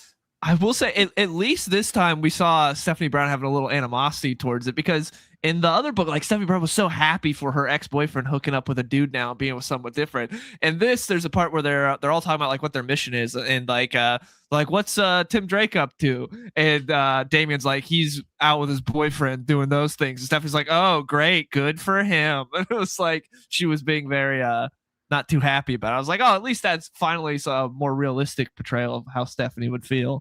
Yeah, exactly. It's like I'm so tired of like them only being allowed to have the one reaction that's allowed. Yeah. I was glad that they didn't waste Jorge Jimenez on this issue, which wasn't very good. That I didn't like. It was Ryan Yeah. Sook, so that was good. But I'm pretty over this storyline that Yeah. everyone keeps running. Can Yeah, someone it'd be for nice the to get love some of new Batman God? stuff. Can someone for the love of God just fridge Bernard? But he's They making give him a dinner, call? dude. Give him a Fridge Paul Bernard treatment. and then reveal that, like, oh my gosh, he had mind control powers and he was actually pheromone powers, and he was actually ensorceling Tim Drake. And Tim Drake's He back to mind him you raped know and and love. physically raped. Oh. Tim Yes, Drake. yes. Stephanie did run over some police officers for no reason. That did happen. She's like, "Wait, I'm going to take a detour and run over these cops." Like, okay. Yeah, she like slides in. She's like the Akira slide into them. It's like, just need to hit some cops real quick. Yeah, but they're evil Vandal Savage cops. This is a bad issue. Evil Vandal And- Savage Cops. Yes. Matt Fraction said when he took over the run, nobody's going to take over Gotham during my run. Well, technically, he's not wrong, because Zdarsky set this up. Like, this was already in play prior to him taking over. He just continued it. Well, So Yeah, if technically, he- he's not wrong. Yeah, if you come in and Gotham's already taken over, then no Yeah. one did It was take a- over Gotham during your run. It was just Yeah. already in play. Well, and I guess the big reveal, I guess, is that Babs has been captured by the police and she's going to jail. Knowing that Mariko Tamaki is going to be writing a Babs book makes me revise my answer and say that Dick should be with Starfire, because I'm sure by the end of Mariko Tamaki's Barbara Gordon book, I will hate Barbara Gordon. Oh my goodness. Yeah. By the end of the book, may it come soon, I will hate Barbara Gordon. Yeah, there's a lot of promos for that Barbara Gordon book. Yep, Barbara Gordon every breakout. DC issue has it. Mine has a Batman this- Lego. And this issue is just That's the back cover. yeah, that's Yeah. the. You got to open it up and see the preview. So is pages this at your the first end. time reading a comic Supergirl. book? I got a Supergirl. I got let's see, and they got a checklist page on the inside back cover, which is Supergirl didn't release this week. No, Supergirl the movie is. I got a movie ad. This is from my this week's book of L. Oh yeah, that's Yeah. good. That's a So I'm decent like, issue. yeah, this was actually really good. Yeah, I have love- Book of L also. See, this is Book of L. There's the Here you Barbara go. Gordon preview right Yes. there. Oh, Because there I've you read are. the Okay, comic thank before you. and I know how to find it. There you go, ladies and gentlemen. Barbara Gordon felon and Barbara Gordon breakout. This is anytime we get a few people in the chats like good take, Sully. This is who you're agreeing with. Just to let you know. Oh, thank you. You finally said it. Good take, Sully. There you go. Framed. Outlaw. Sully Sully's I said that just earlier. Sully can't read. Sully's just gonna clip that 3 set or that that. I 3 already word. said that earlier. I completely agreed with his take on talking about Fantastic Four with Wes. I already gave Sully his credit for having a good take. Orange is the new bat. He just brings that up whenever he's getting a little bit of heat for one of his dumb takes. Oh my But goodness. Wes like Fantastic Four more than Superman. They're both flawed films. Fantastic Four is a little bit better plot wise. I'm glad you liked it. You know what I mean? No. I've yet to see it, so Better than The Devil Wears Prada, I can guarantee you that. Dude, that was a decent movie, I swear. I mean, just it had rising and falling action, a hero you can root for, and she had a character It's no arc. Virgin River, I guarantee. By the way, you I that. don't know if you guys know this, but Megan Fitzmartin is now writing Sully. Oh man. Oh man, you made me. Also, almost just to spit my clarify, coffee. someone's talking about how they were just regular cops that Vandal Savage brought in is his own position, like legally. He brought in like an outside force of like mercenaries and stuff to be like extra brutal. These aren't just normal cops. So just to clarify that. So they deserve getting hit with a motorcycle. Take that, you sons of bitches. Take that. Man, I don't even know what they were after. They were just after stuff, but it was completely unnamed. Like, you go to all the bunkers and grab our stuff. Like, okay. Yeah, various bat gadgets and things. Can't let them get a hold of the shark repellent, Yeah. You're gonna So- need that for Jeff or The baby. Bat family is on the run once again and in hiding. And beat cop Jim Gordon now has to tell all of his other cop friends that his daughter's a felon. He doesn't Gonna have be to an tell awful them. It's televised. Yeah. Vandal Savage told Pretty the entire public. city. Yeah, everybody knows. So yeah, that was that issue. This is what Daisuke Yamamoto says. Wayne Manor's Child's Play. What they really need to do is that to Crime Alley. Yeah, a place named Crime Alley is probably a good place to just get rid of. Yeah. Blow that up.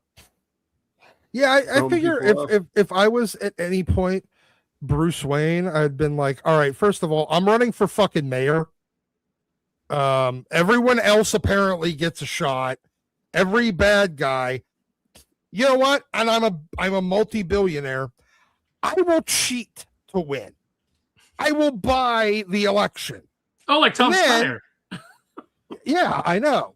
And then when I'm all done with that, the first thing I'm going to do is I'm going to brick in the two ends of Crime Alley. Guess what? We just got rid of Crime Alley. There's I don't no more know. It crime in sounds like that a alley. Gavin Newsom like take on Bruce Wayne, and he might make Crime Alley worse. You know what I mean? No, because I'm going to brick it up so that you can't go do crime anymore because you can't get to the alley.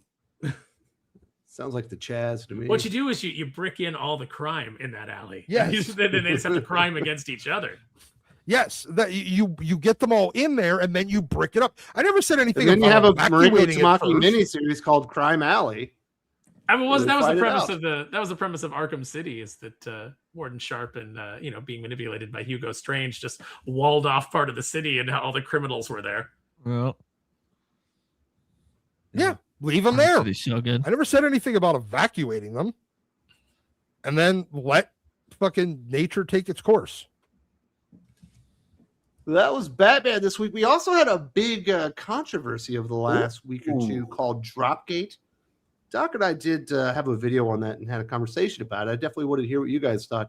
What did you think about this dynamic pricing scheme, Aaron, where they released 25 issues at $25 for this cover that they'd been heavily promoting, and then they went into an auction phase where people were paying upwards of $1,500 for a single issue of Absolute Batman 19 with the special cover on it?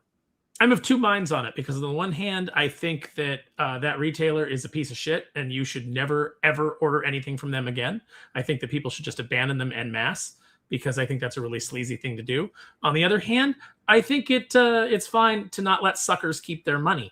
So if you're stupid enough to buy into that dynamic pricing auction and you want to get this, you're the dipshit that paid $1,500 for this cover. That, by the way, what's the minimum on those exclusives? 2,000-3,000 that you have to order in order to get an exclusive, something like that. If you paid that, not only do you deserve to lose that money, but congratulations on your book that will never be worth that in a million years.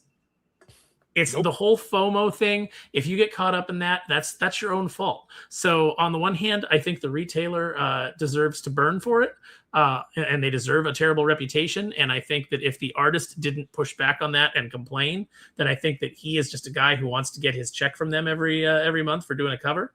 And I believe he was getting points on all sales during that stream. Oh, there you go. So yeah, I think I mean, he probably made a lot of money off of that. Probably made a lot of money. So yeah, he's not going to come out against it. But yeah, I think it's super sleazy, and I think that it should not be done. And I think that's another thing that just hastens people abandoning comics.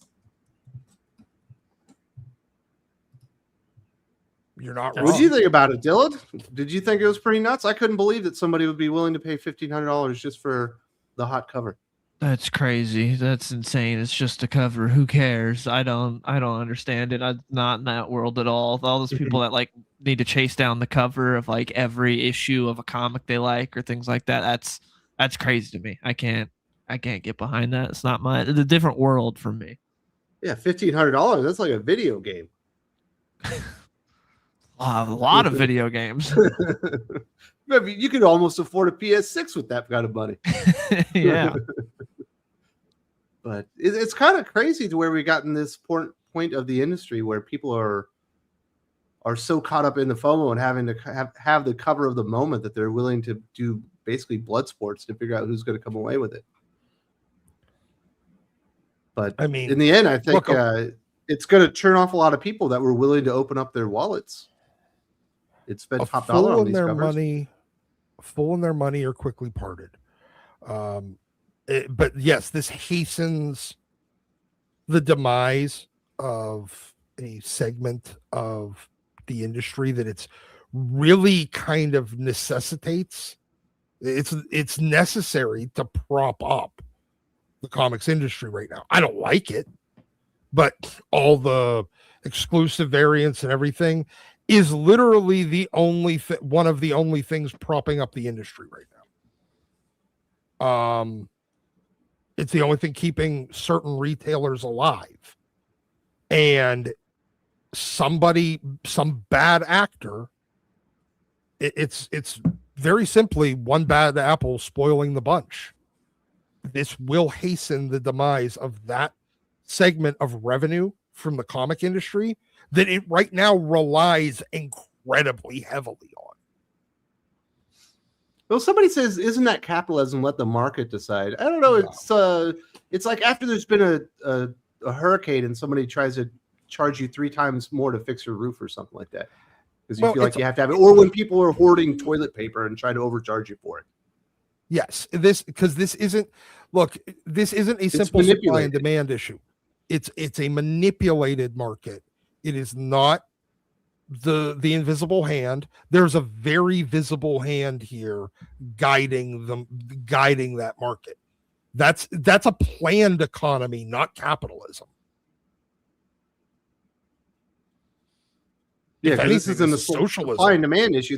There's more enough supply for the demand, but they were hoarding it. Yeah, and they were generating artificial scarcity. It's no different than the fucking Franklin Mint or the De Beers Corporation. Yeah, the De Beers. Oh God, that's a perfect example. There are more diamonds on this planet than you would ever fucking need. They're Everybody inherently can worthless. get them. Yes. But the De Beers Corporation has bought up every fucking diamond mine on the planet and just closed them off. Look, it's like in a lot of ways, it's kind of like the dairy industry. It's entirely kept afloat by government money and artificial reduction in supply, because if the supply actually came out, most dairy farmers would end up out of business because they wouldn't be able to make enough money to continue. Now, granted, this all actually goes back to prohibition, but that's a whole other conversation. But no, yeah, you have an artificial manipulation of the market to generate artificial scarcity and the fear of scarcity when there's actually no scarcity at all. Yeah. Exactly. I can almost guarantee you that no more than 2,000 or 3,000 people that are comic readers are really, really, really interested beyond, hey, it's here, I'll grab it. In that particular cover. But they generated artificial hype. It's more power to them for the manipulating marketing and sales strategies, but at the same time, it's horribly fucking dishonest. Yeah. There's no such thing as a 500 produced comic. There's no thing from the big two. There isn't from the big two. No, from the big two. A 500 print run comic does not exist. The only way to make it exist is by destroying 2,500 books. Yeah, I guess there are some ways to get like 1,000 print run, but then you end up having to pay like 2 or 3 times more per issue that you're ordering. Yeah, but even then, 1,000 is the lowest number.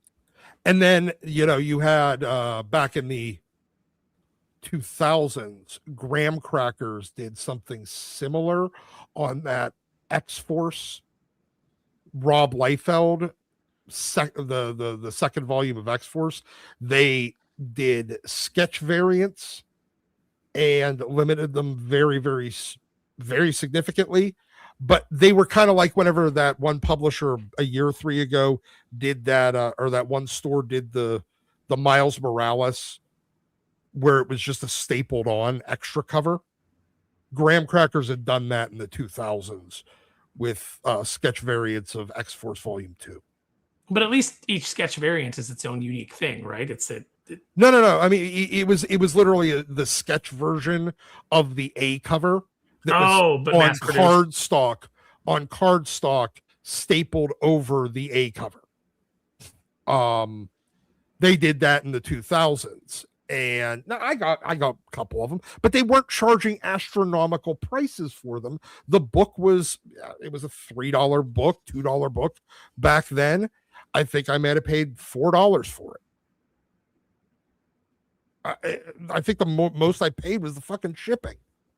The market falls out on all of this stuff. So it's like if you really want it, don't get caught up in FOMO. Just wait. Just wait. Right. You'll find it in the dollar bin like I did. There's one in like 1,000 of, and I don't mean 1 in 1,000 ratio variants. I mean 1 in 1,000 of ratio variants that actually maintain, or exclusive variants that maintains its value and demand over the long term. The Uncanny X-Men 510 partial sketch variant, It maintained its. There's a J. Scott Campbell Amazing Spider-Man 688 Lizard variant. There's a Gabriel Del Otto exclusive or ratio Amazing Spider-Man variant. Just one, I don't remember even what issue that one is. Those have maintained their value and actually continued to appreciate over the years. Everything else loses it. Let's hear for these peoples. We got Daisuke. You think these villain takeovers are covert Trump refs all over again? Doom, Black Cat, Lex, Catwoman. It's totally not Krakoa again. Totally not Ice, guys. Yeah, that's exactly what it is.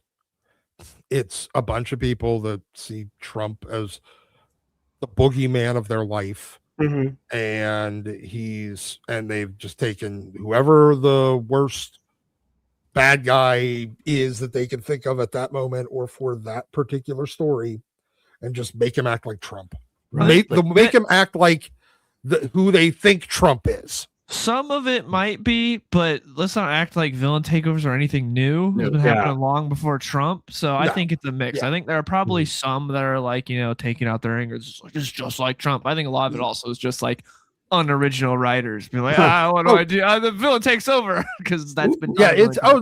It's definitely that. But they use Trump-ish shit. Yeah, like the overarching plot is not that, but the plot points in it is to Vandal Savage's tactical unit that we're talking about. Is that an ICE allegory or a stand-in? Yes. You know what I mean? Blatantly, yes. I mean, well, there's a weird, like last week, there was a Punisher issue, and all of a sudden they go to talk to the doctor, and he's talking about how, I don't really love America because, I'm not, totally American, so I might be sent back, even though I've never been where I'm actually from, and I don't know what's going to happen. And then they come back, and he's like, "Oh no, I like America. That has nothing to do with what I was talking about." I was like, "Where did this come from? This has nothing to do with the story. It was just weird." Am I misremembering that one? Was that a different book, Dylan? I don't remember that happening in Punisher. It also sounded like you had a stroke the way you described that. That was I'm trying to remember maybe the worst recounting I've ever heard. That's worse than your recounting of Liu Kang's finisher. Yeah, that was like, I was like, what the? You want to recap on Virgin River this week? I'll do it. No. I think it's just like making a point about ICE and deportations in a book where it doesn't belong. Like, okay. It's like what's the one where you just start randomly screaming obscenities? Tourette's. What's that? Tourette's. Mm-hmm. They have like trumpets. Where it's like Tourette's for Trump shit, and like they're just sitting there like giving you a recipe for fucking chocolate chip cookies, and then Trump's a Nazi. If you go on Instagram. If you go on Instagram and you look in the comments section of any post, no matter how non-political it is, there is somebody in there mentioning Trump or bringing up Trump. Yeah. It's like you could post your bulldog playing in the yard and some guy will be in there like immediately like mentioning Trump. And you're like, what is going on? What does this have to? Yeah. So they I'm pretty sure most of the writers in comic books at this point have Trump Tourette's syndrome, where they're going about their fucking day. It just comes out and then they just continue like nothing happened. It doesn't make any sense. It's completely out of left field. It's just factually monumentally incorrect. And like it's just randomly dropped into the plot for no fucking reason. Yeah, it's like, bulldog playing in the backyard and somebody's like, that bulldog's smarter than the current administration. And you're like, what does that have to do with anything? You are correct. It was Weapons of Armageddon, the Wolverine book, where that actually happens. Okay. I was like, I don't remember David that. Colton guy. I Yeah, was just like, what is this doing here? It's so weird. Is it Charles Soule? No, that one's Chip Zdarsky. Oh, Chip Zdarsky. Yeah, Chip Zdarsky. That's par for the course. Shut up, Canada. Oh, it's Yes. just like I don't take any shows up where it view does of- below, but that does Yeah, happen.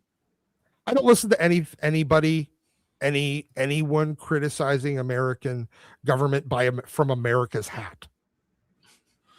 Zombie reviews. Hey, Comics Aficionados. Been a long time, and I finally caught the show live. Hope you all have a great Mother's Day. It seems like everyone is raising their prices. Nintendo just raised the price of their Switch too. Yeah, this is still connected back to that like weird temporary jump in the cost of transistors Mhm. and RAM, because of fears that China was going to attack Taiwan. No, I thought it was because all the AI places were buying all the RAM for their data centers. They were, but between the China's going to attack Taiwan and the all the AI companies buying up all of the RAM and the hard drives and everything for their data centers, yeah, it caused this massive spike. But RAM and processor prices, I think, have come back down to normal. As the AI companies continue to go belly up and they have their fire Yes. sale, and you're just you're in a parking lot and have an AI data center, just like, how much for that table of RAM? I'll give you $20. That Altman guy went to like the biggest manufacturer of RAM in Korea and basically said, I want to buy like the next 3 years worth of RAM that you produce, and signed like a non-binding agreement. So they like shut down their division that sold those Commercial components or commercially out to people, and then he never followed through on it and they didn't buy it. So kind of weird. Yeah. And I know all the data centers are being like people are going out there and protesting them and shutting some of them down. Well, in fairness, they are causing our fucking electric prices to go through the roof. Mm-hmm. Anywhere around, because they get sweetheart deals with the electric company, and then you and me, for turning on our lights and opening our garage door and running our refrigerator, we get to pay a higher price. Kind of like Amazon with the post office. Yeah. Basically, we end up having to pay for them to get free shipping. Yeah. Been crazy. Kalichioki says, Aaron, Dylan, and Sully only. What are your thoughts on Mark Hamill's latest thoughts on Trump? Smart thing to say where your company has a film coming out tracking poorly. All right, Aaron, he put you first. What are your thoughts on Mark Hamill? Speaking of people who wake up every day and just immediately think of Trump, I said on the Babylon Bee ran that article or that parody article where they said that Mark Hamill screaming as Trump reveals, "Mark, I am your father." And I said, well, he's not Mark's father, but he's definitely his daddy, because that's all Mark thinks about. It seems like he just wakes up every day and he's like, oh, Trump, like right away, and has to get on Blue Sky and send out his little blue skis, just out there on the internet. It's really sad. It's really sad. I think it's ruined his legacy as Luke Skywalker, along with The Last Jedi. Maybe we owe Rian Johnson an apology, because maybe when he met Mark Hamill and said, I'm going to start writing the script, he said, oh, you are a depressed old pussy. And so that's, maybe that's where he got his take on Jake Skywalker from. But I think it's really sad that a president affects you that much. I don't think a presidency has ever affected me in that way, even the ones that I super don't like. As far as like smart thing to say where your company has a film coming out, I don't think he doesn't make any money off Mandalorian and Grogu, so he doesn't care.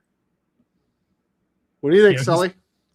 Oh, it was completely in bad taste, because that had been a very calculated move to have that image. That it was definitely like that was called pushing daisies visually. It's all show don't tell there, and whatever he said to be like is eventually when he's blah blah blah. And it's like, who are you trying to fool? Who are you trying to sell this to? I mean, you want to, turn the temperature down. Don't make statements and don't do things like that. That's up there with that Daniel Warren Johnson's, absolute Batman, choking out the ICE agent. That's like, hey, look, it's embracing political violence. It's something, ironically, the country was born in that, but it's something we don't embrace as a culture, for the past 250 years, or since the Civil War. But it's like, we don't really, as a people, where is this coming from? Well, it's coming from his side of the aisle. And if like, how am I supposed to take you seriously now? I mean, I really am kind of disappointed with him, for what it's worth. I think Mark's a great guy overall. He's a good actor. He's the Joker. He's Luke Skywalker, and like, but how am I supposed to, every time I think, I look at like my old making of Star Wars thing. He's like The Magic of Star Wars. It's hosted by Mark Hamill. It's this old special from like way back in the day. And now it's sullied. He's like sullied his own name, like by like, hey, guess what, guy? You just endorsed kind of political violence. You're wishing the demise of your enemies. And well, him, Daniel Warren Johnson, it's all these like weak men that are projecting their murder fantasies onto, these characters. Camp. With the inauthentic, that's inauthentic and not genuine. Of like of using a dartboard, or it's Mark Wade, talking about bad aim, or it's Jimmy Kimmel talking about like Melania being a widow. There is just some like and the shamelessness of not being able to have the humility to say, listen, that was in bad taste. I'm sorry. That's a lot of guys that got beat up in high school. Saying to them that spent a lot of time in their own head going like, man, here's what I would do if I could, I would do this to them. And then just feeding on that and letting that just like bury into their soul. It's like, who gave you your marching orders? We can't get along. I mean, seriously, I'm in the middle. Unfortunately, I think it's the people that should have gotten beat up in high school but didn't. Would have taught them. All right, Dylan. Speaking of which, what were your thoughts, dude? I don't care. I'm not a Mark Hamill fan for his political takes. I view it as like when your political obsessed like grandpa says something retarded. It's like, that's nice, grandpa. Still love you, grandpa. Like, that's how I feel. It's like, you're still Luke Skywalker. You're still the Joker. I don't care. I don't follow him on social media. He can say whatever retarded things he wants. He's still a legend. And until he says something in a movie or TV show, I don't go and seek out what Mark Hamill has to say. I don't care. Very nice. Exploding Pretty. Friends don't let friends whatnot. That's a valid point. The only thing I ever buy on Whatnot is vintage books. I will go Doc, on I'm there. going to have to intervene because I consider you a friend of mine, and I can't let you Whatnot at vintage books anymore. I think Whatnot is perfectly fine for vintage books. I think it is absolutely the worst. I think it's the perfect venue for the seller. It is absolutely the worst venue for any reader or customer to try buying modern books, especially anything with hype on it. It's like QVC for comic books? I've never even shopped there. Okay. Yeah, sort of. I mean, everybody gets to run their own channel. Think about it like YouTube, us being live right now, and the audience there has, every time we put something up on the screen, they have the option to buy it, and they can start running and it just runs a live auction on it. And then the chat would be over there clicking, instead of the super chat button, they'd be hitting the bid button. And it would just jump up to the next increment. There you go, Doc. You're cut off, sir. And this has been another fantastic episode. I guess we should mention our sponsor once again, because we do have the team from Unholy Nightmare 3 sponsoring the channel. Definitely have June 26th circled on the calendar.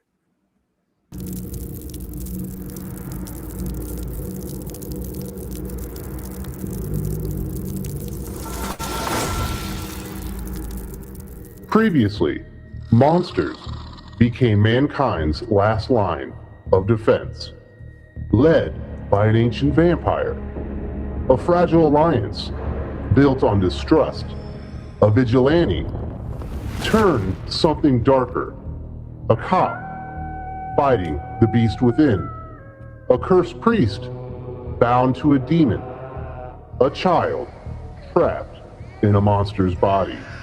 But now, something ancient has surfaced. The Tome of Leviathan, a book of apocalyptic power that no human can understand. Except one, Dr. Herbert West. Cold, methodical, obsessed with conquering death. First, he brought the dead back. Then, he learned to control them. Now, with the tome, he won't just raise the dead, he'll command them. Dinosaurs, corpses, monsters, everything that's ever died will fight for him. And if that wasn't enough, something inside the team is breaking. If they fail, the world won't survive.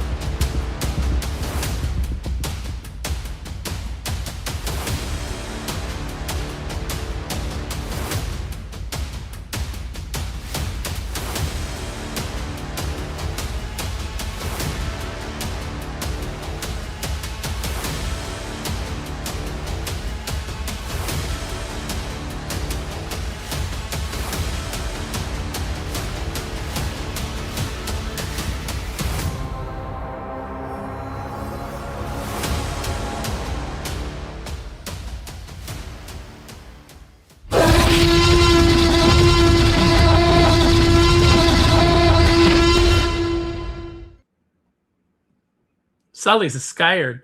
Still too loud for me. My God. Probably couldn't handle it. Definitely go and sign up on Kickstarter for Unholy Nightmare 3. You don't want to miss out on that one. And while you're there, go check out Bronze Star 2 with Mike Barrett. He was here for the first half of the show, as well as Calico Wanted Men, the latest offerings from Sigma Comics and our friend H.H. German. All right, fellas, it's time to recommend some comic books and perhaps some toys. Aaron Sparrow, you are up first, sir. What are you recommending this week? All right. As far as toys go, I picked up the McFarlane Toys Gangbuster, Jose Delgado here. Actually, a really nice figure. Like all McFarlane's, a little too tall. The legs are too long, but really, really nice. I also, at the same time, picked up Jack Knight Starman from the James Robinson Starman run. Love that version of the character. Loved that run. So I had to grab that. The only version we got previously was a Mattel Classics version that didn't have any posability in the chest. So again, Mattel cheaping out. Went by the comic shop. I talked about it earlier. Picked up from the dollar bin Freedom Force, based on the old game. This was a lot of fun. Some great Tom Scioli artwork. Picked up some Brett Booth with some Stormwatch. For $1, will I pick up Brett Booth all day long? Good reader copies. Good to go through and revisit, one of my favorite Wildstorm books from back in the day. And then since there was nothing on the new comics shelf that caught my interest, I just went through and I picked up the G.I. Joes that I was missing. So I picked up some of the silent missions that I had missed, like Copperhead and Firefly. So that's it for me this week. Those are my recommendations. Oh, you know what? I have one more, actually. I'm going to pop the link in the chat.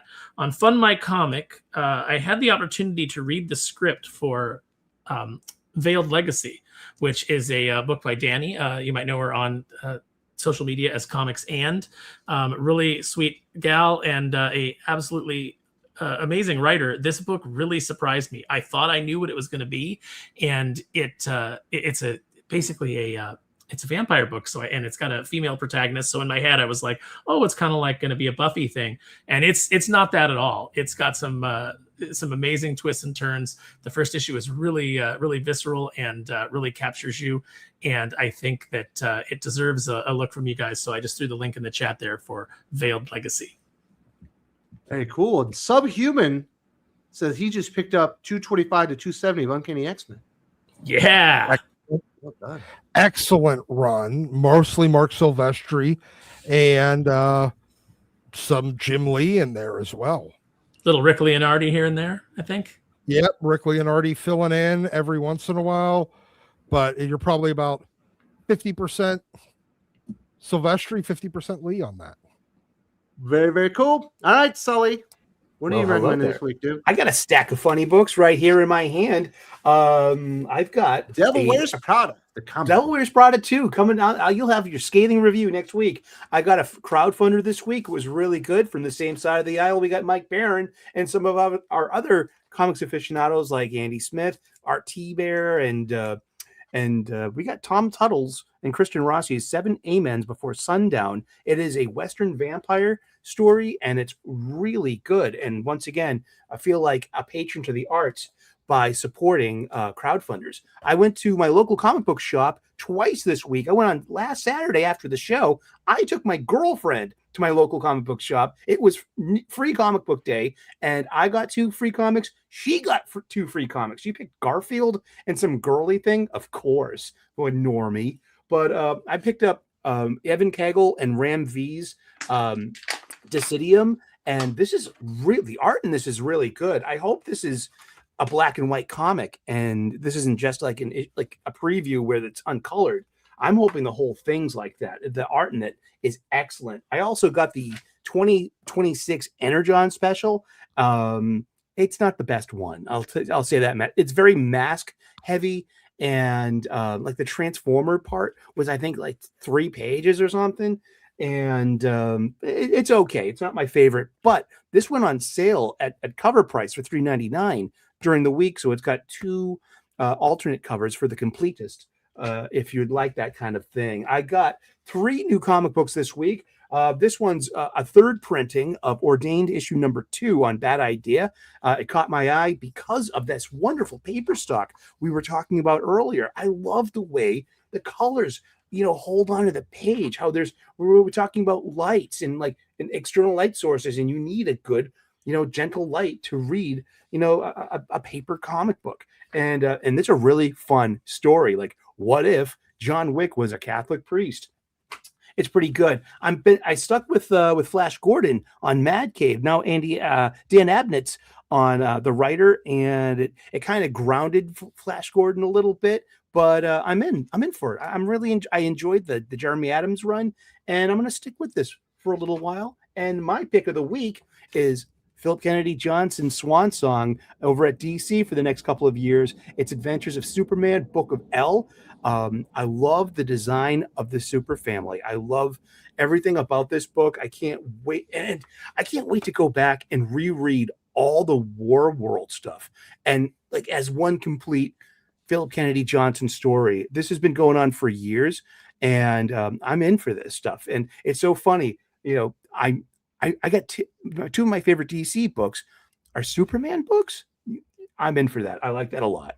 And those are my picks of the week. And I just want to say too, thank you to everyone out there. And I'm going to pimp my YouTube channel for a second. I am 3 subscribers away from being a happy Star Trek fan. 1,701. I'm almost that close to getting 1,700 subscribers that I've ground out and grinded and earned over the years. I make comic book content, cooking content, spirituality. It's a potpourri kind of thing, and it's about joy and bringing joy to your life, and with a good dose of spirituality. And so come aboard and help put me over. Thank you so very much. Thank you, Wes. Thank you, everyone on this panel, and especially the best live chat on the planet every Saturday right here. Sparrow, are you gone? I think Sparrow is gone. All right. No, I'm here. I'm here. I was just Somebody reading. had a question. Daisuke wanted to know, Freedom Force has comics. Are those covers accurate, Aaron? Yeah. It's Tom Scioli artwork inside as well, so you get that nice Jack Kirby feel. There you go. Perfect. All right, Dylan, what are you recommending this week, dude? I would also say Book of L this week was great. I really enjoyed it. I liked it a lot. We got Pyros. The way he's being set up is really cool. I think his backstory is interesting, and he does some cool stuff with this book. JSA, we're starting the new arc of The Search for the Spectre, which I really enjoyed this first issue. It's a good setup, and we got the main artist back. It's pretty good. I would recommend it. And then Absolute Superman is not as good as the prior arc with Hawkman, but at the end we get a pretty cool Mexican standoff that looks to set up the next 2 issues. I'm excited to see that big fight, and it's pretty good. And of course, you got Daniel Sampere on art, so it's a good looking book. So yeah, 3 good DC books this week. All right, you got any big videos or streams coming up, dude? Yeah, I just streamed yesterday, and that's up right now. Where I went over some of the comics this week, and also showing off what I got for Free Comic Book Day. So the free comics on top of my pull, because I bought like well, not my pull, but what I picked up, which was like $60 worth of comics, and talking about these books a little more in detail and some of like the news we got, and also have a Star Wars Battlefront video going up later today, so that'll be fun. Star Wars Battlefront, is that a video game? Yes. Is it a good one? Yeah. It's fun. Hey, well, that'd be exciting. Yeah. Very nice. Last but not Oh, yeah, least, Rafa Doc. Sandoval, not Daniel St. Pierre. My bad. Rafa Sandoval, yeah. Daniel yeah. St. Pierre's on the Wonder Woman, yeah. yeah. All right, So- Doc. You're in here, All right. dude. What's up? So first, I'm going to recommend that you guys go check out our review of the Marvel Comics Civil War Unmasked one shot. Or is this a miniseries? It's a miniseries. Okay. To answer a question that we all stopped asking 15 years ago, and that should have been answered 20 years ago, but we finally get some answers regarding Tony Stark's kind of behavior and perspective during Civil War. It's a great comeback to an insult when you're already at home. It's 3 weeks later and you're standing in front of the mirror and you're like, that's what I should have said. So I'm going to recommend you guys go check out our review of that. When's that out? Monday? Mm-hmm. Yep, Monday. Then I'm going to recommend, it's kind of a little strange recommendation, but I'm going to go with Cyberforce. It is old books. You can find them all in the dollar bin. Or this one, this is when Mark Silvestri, I think, took over writing from his brother Eric. But Dave Finch art, this is around the time that Cyberforce actually became probably one of the best and most underrated books on the market in the mid 90s. And Kickstarter right now, they're doing the Kickstarter's over, but you could be a late backer for their volume 2 complete what's it, Cyberforce complete collection volume 2, their hardcover. I got the volume 1 because I liked it and all, but this volume 2 is where it actually becomes one of the best books of the late 90s, like the mid late 90s. Surprisingly, kind of out of nowhere, and great book. Dave Finch art. This is early Dave Finch when he's still very much a protege of Mark Silvestri. So you can probably find these books individually in the dollar bin, or you can get them remixed. You be a late backer to the Kickstarter. Also, X-Men 3, the first appearance of the Blob. Strangely, a higher price book than number 2, but that's because number 2 is the Vanisher, who's, while a cool villain, never been like a recurring villain, whereas the Blob, he's been a Marvel and X-Men villain for years, except for when one of the generic Stephanies or Tinny, or I don't remember who it was, decided to make him apparently fucking Psylocke during the Age of X-Man era, because that's totally believable. It was Leah Williams. It was Leah Williams. Yeah, apparently she's got a fat guy fetish. But yeah, this book in decent condition is actually pretty good. It's a little higher price, but it just keeps appreciating in value. So I'd say if you're looking, it's a good issue too. I mean, there's not a lot of great issues in the first part of the X-Men run, but this is actually really good. And finally, we'll go with a toy. I got these I think they're clearanced again at Target right now. I think I saw deep discount on them. I think they're down to $28 maybe. So not bad. But the Desert Scorpion and his fucking scorpion thing. Yeah, these are cool Joe figures. I really like these. But I think you can get them on clearance through at Target right now. So go see if you can find one. And those are my recommendations for the week. Well, very nice. And I recommend everyone enjoy your weekend. Have a nice time. Enjoy the summer. The kids are out of school. Mhm. Have a good time. Dylan, are you recommending people watch the UFC this weekend? Yeah, we got a decent card. The main event looks to be interesting. I'm excited to see how that goes. I'm hoping Sean and Strickland can do something, especially with Hamzat cheating and totally not making weight. So the UFC covering for him there. Wait, did I see that there's June they're doing a UFC event at the White House? Yeah, they're doing the White House card. That they've been building that up for a while. Sadly, the card if it was a normal card, it'd be fine. But for how much they built up the White House card, it's not as good as you'd hope. Is it in the ballroom? It's supposed to be on the lawn. I'm just kidding. On the lawn. Mm-hmm. Nice. Hey, we haven't had that since Aaron Burr. Oh, Yeah. shucks. Dylan, I thought it was weird that Jeremy Stevens is on the main card. Yeah, he was out. Now he was doing like bare knuckle and stuff, and now he's back. So weird. WWE Backlash is also that today, guy? so I recommend that you skip that and go see Stay away the from Sheep that. Detectives. Go see Sheep Detectives or Devil Wears Prada over Devil Wears Backlash. Prada. Yeah, I'll tell you all about No, it. To be perfectly honest, you could just go find a field with sheep and watch them instead of Backlash. Happy Mother's Day, you mothers. No, Oh, yeah, Doc, it is. all the It's